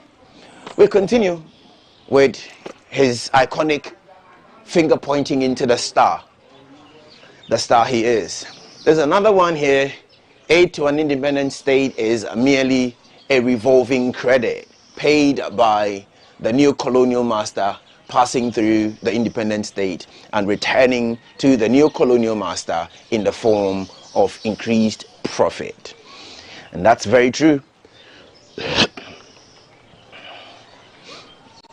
So we're basically walking the wall of his quotes. Yes, I want to call this particular wall the wall of his quotes. Yes, but where are we going from here? So we are going to the family house where he was first buried. Okay. So is that the same place where he was born, as you mentioned earlier in the intro? Okay. Yes, so this is where he was born, and this is where he was first buried. Yes. So this is the family house, and what we see here, this clay is the family house. So he was buried in his family house. Okay. Yeah, there are reasons behind those actions. Could you tell us some of the reasons? Maybe one? So where he was born is where he was buried. Okay. So this is where he was first buried. Right. So let me come this way and see. Okay. So this is where the man Osagyefo Dr. Nkrumah was born. Yes. And here is where he was buried. His mortal remains were returned the first time ever when it was repatriated from Guinea-Conakry. Exactly. Thank you very much. So he was buried here because he was born on Saturday, a day that they were having his grandmother's funeral. His father's mother had died, and they were having his funeral rites on that Saturday that Nkrumah was born. So Mamenya Neba was in her kitchen preparing food for the visitors. Then she fell into labor. So when she fell into labor, they tried to take her to the family house because at that time there were no hospitals or clinics around. So when you get in such situations, you'll be helped by the local midwives. Sure. And when Mamenya Neba came from the kitchen, she got to this place and she couldn't go. So she gave birth to Nkrumah at this point. So this very spot exactly was where Mami Nyaniba, Dr. Nkrumah's mother, felt the pains of labor exactly in an attempt to move away from the kitchen, which is just what we see out there. Exactly. Clearly marked Nyaniba's kitchen, got to this spot, exactly. and she could no longer continue. Exactly. And so the man, Osagyefo Dr. Kwame Nkrumah, wasn't only buried here, but he was also born here. There is an interesting thing about when he was born. When he was born, he was not showing any sign of life. He was not crying and he was not breathing well.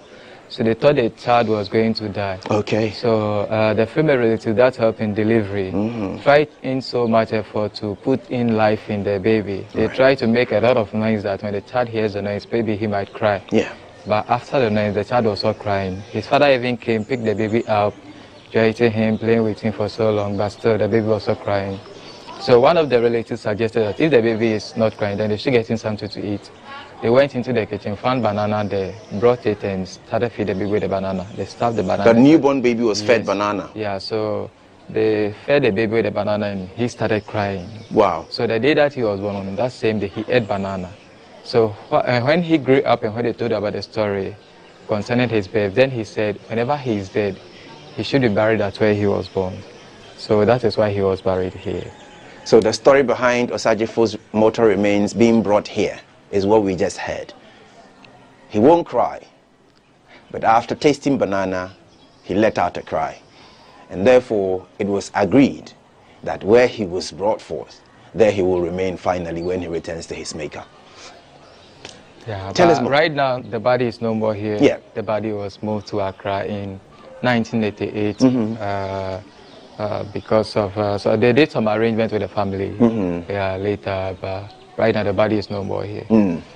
Right.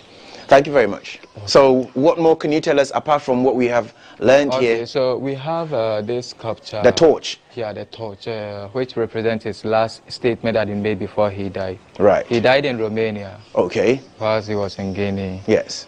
So he fell sick and they moved him to Romania for further treatment and he died there. And this message was brought by his cousin, Nyameke. Okay. Is that the message posted? Yeah, that's the message on the wall. Let's go around so I could get a read. Because of the wreath covering it, it would be difficult for viewers to acknowledge the message. Okay. And so I read this message by Osagyefo Dr. Kwame Nkrumah, voice from Bucharest. I suppose he will be. As far as I am concerned, I am in the knowledge that death can never extinguish the torch which I have lit in Ghana and Africa. Long after I am dead and gone, the light will continue to burn and be born aloft, giving light and guidance to all people. Osagyefo Dr. Kwame Nkrumah, and this is supposed to be his voice from Bucharest, where he lay very ill and almost at the point of death. Exactly. So whilst he was about to die, then he made a statement. Yeah. It's really very poignant to read such things from the torchbearer himself. And walk us through. So let's go to the family house and see what is there as well. Okay. So this was their compound. Right. And this was their bedroom. This thing was done by Jake Otanka Obichebi-Lamte. This was preserved by Jake Otanka Obichebi-Lamte of blessed memory. During President Kofo's time. Okay. So this is the family house. Right. Where the family will come and sleep. What a privilege. What a privilege. So it's 2 rooms and this is their hall. Right, okay. So 2 bedrooms and this is the living room or the hall. Exactly. Okay. So this is Mama Nyaniba Kwame Nkrumah's mother. This is am I allowed to touch it? Am I allowed to lift it? Yeah. So I hold in my hand the frame of Mami Nyaniba, the mother of Osagyefo Dr. Kwame Nkrumah. This is the woman who birthed the global icon and the visionary leader of our time and beyond, Osagyefo Dr. Kwame Nkrumah? His father died early, so we don't have his father's picture. He took this picture with his mother on the same day when he came from abroad. Okay. Yeah, and he was the only child of his parents. Okay. Kwame Nkrumah was the only child. He died before, sadly, he died before his mother. Before his mother died. He died in 1972 and the mother died in 1977. Right, 5 years apart. Yeah, he didn't build a house for himself.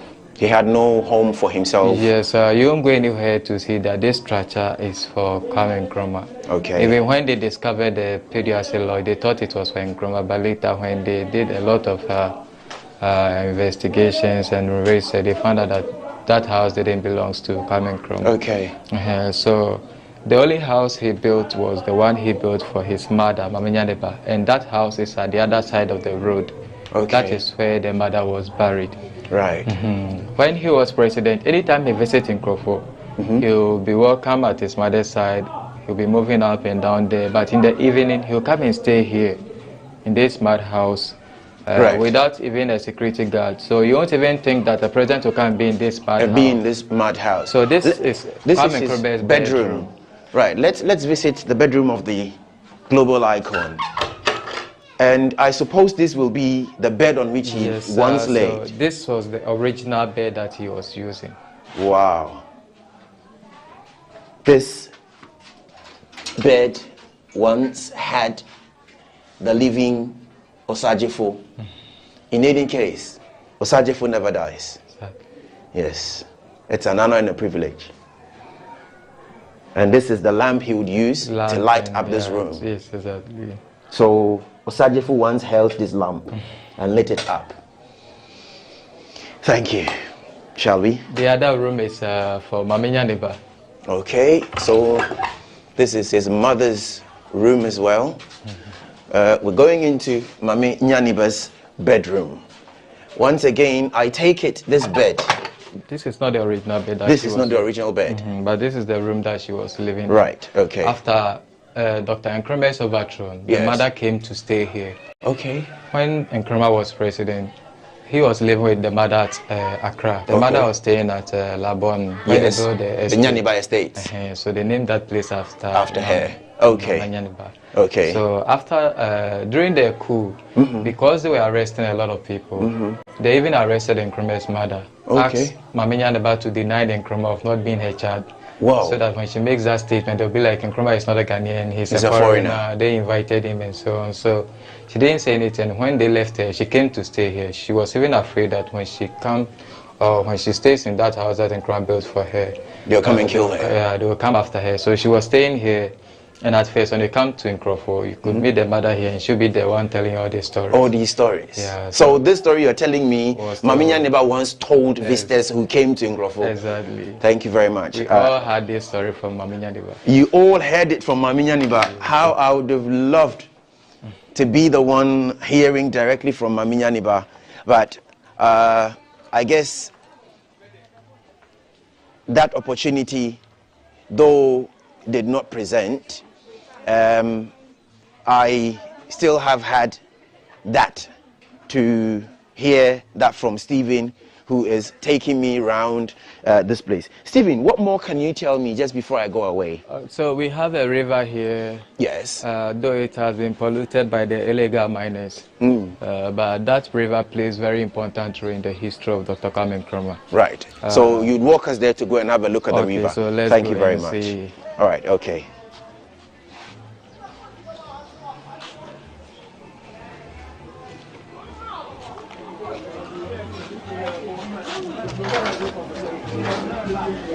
Thank you. This is the old community. Okay. Yeah, Nkroful, as a village at that time, Nkroful was just about this place. Okay. From the entrance of the museum to this place. Right. Yeah. And that would just be about just only a collection of homes, a few houses. Exactly. Okay. And they were all living together. I guess everybody knows everybody as well. Exactly. Wonderful. So this was their main source of river. Main source of water? Yes. Okay. They were using this river. It's mysterious.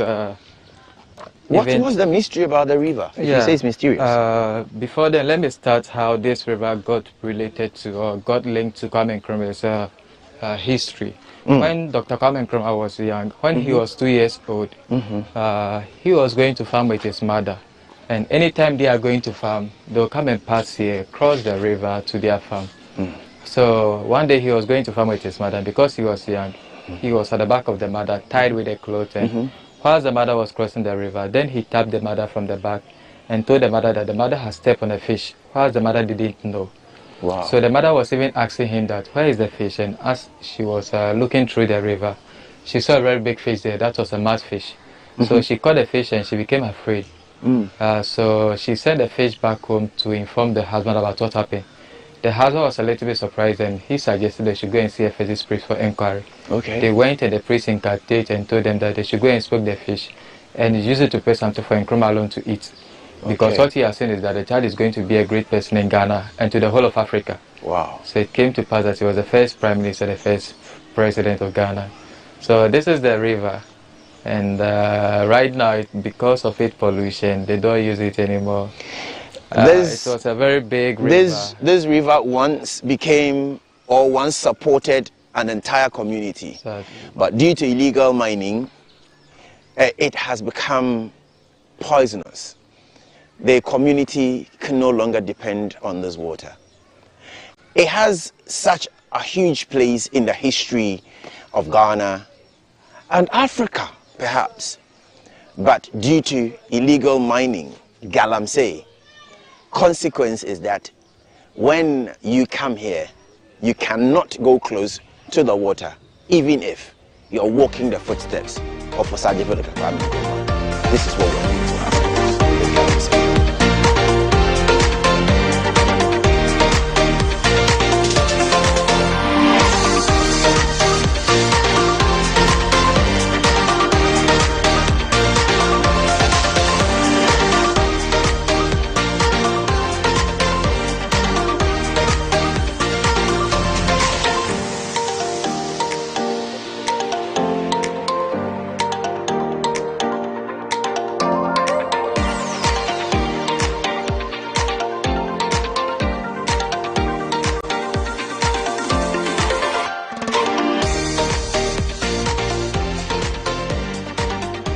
We're still tracing the footprints of Osagyefo Dr. Kwame Nkrumah, and here in the Western region, we found this Inside Senior High School, built in 1960, founded by Osagyefo himself.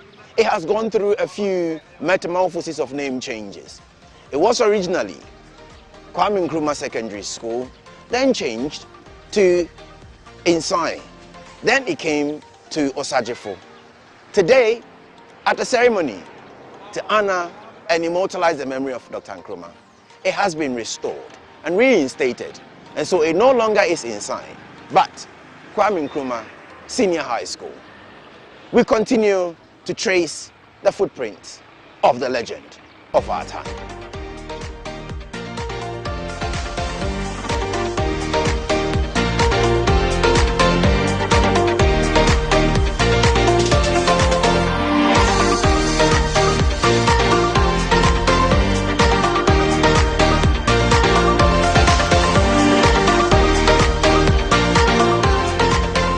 We continue to trace the footsteps of the legendary global icon Osagyefo Dr. Kwame Nkrumah.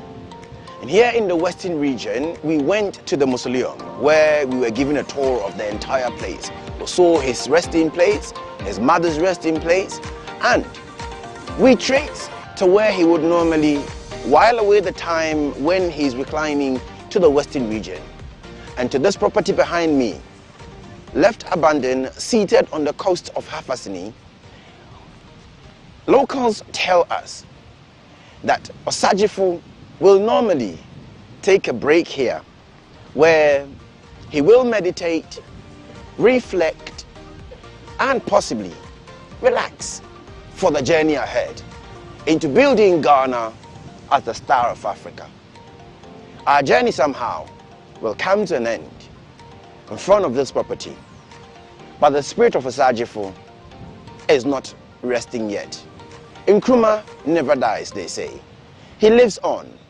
The world celebrates him. About time, we all embrace him and make him our own. This is where I'll leave you. Continue watching GTV Breakfast. Daryl and the team doing the most in the Western region. Thumbs up to them, man. Great stuff. Everything's right there on our Facebook page, GTV Ghana, all the sights and sounds. But the most disappointing news for me is the mining that is happening behind Osajefo's house. I mean, look at the quotes that you'll be reading today. Great quotes about environment. And right behind his house, the land is our legacy. It's like we are spitting on his legacy. Collective phlegm of ungrateful and disgusting behavior. Keeping our environment like this, shame on all of us for allowing this to happen. But those who are in charge, do your work. That's all we can say. What was your highlight? Highlight for me was sitting with the first ever president-elect of the Ghana Bar Association, adding up to the few numbers in Africa. It's phenomenal. And I'd entreat that you catch Within Africa on GBC News tomorrow. We'll have highlights of what she said on GBC News at 4:05 p.m. And the fact that she wants to decentralize the system and even push for the demographics, more women, more young people at the forefront of leadership. Good one. Phenomenal. Good one. Jay, what was your highlight for today? Oh, the team in the central and the western region, going all the way from Southbourne to Afasini. Awesome. It was amazing. Great team. Taking us all those sights and sound. And then the quotes from Dr. Kwame Nkrumah as well, highlighting the fact that it's still relevant today. And we are, like you said, we are a collective phlegm. Yes, spitting on his BS. Very, very terrible. And that's what it is. We have to say it as it is. Thank you very much. That's it. Our forests, rivers, and mountains are not just resources to be exploited, but treasures to be preserved for the benefit of all. On that treasures note, to be preserved for the benefit of all. Someone who has been of benefit to us today is this in Big Joe's. Yes, Big Joe's watching. We're benefiting. Yeah. Big Joe's watching in Tema. Thank you so much for the watching. Everything they did some. Ibiso. Small talia. Ibiso. Small salad. Everything. Small fish. All right, people. I want to say hi to JB all the way in Nanumba North Municipality. Hi JB in Bimbala. Thank you always for watching the show. Esedu, Daniel, and all of you who keep. Shout out to Princess Hanifa, our favorite guest. Yes, madam. Happy birthday. Yes. And my costume, no rush collection. And please, very important, let us know the time.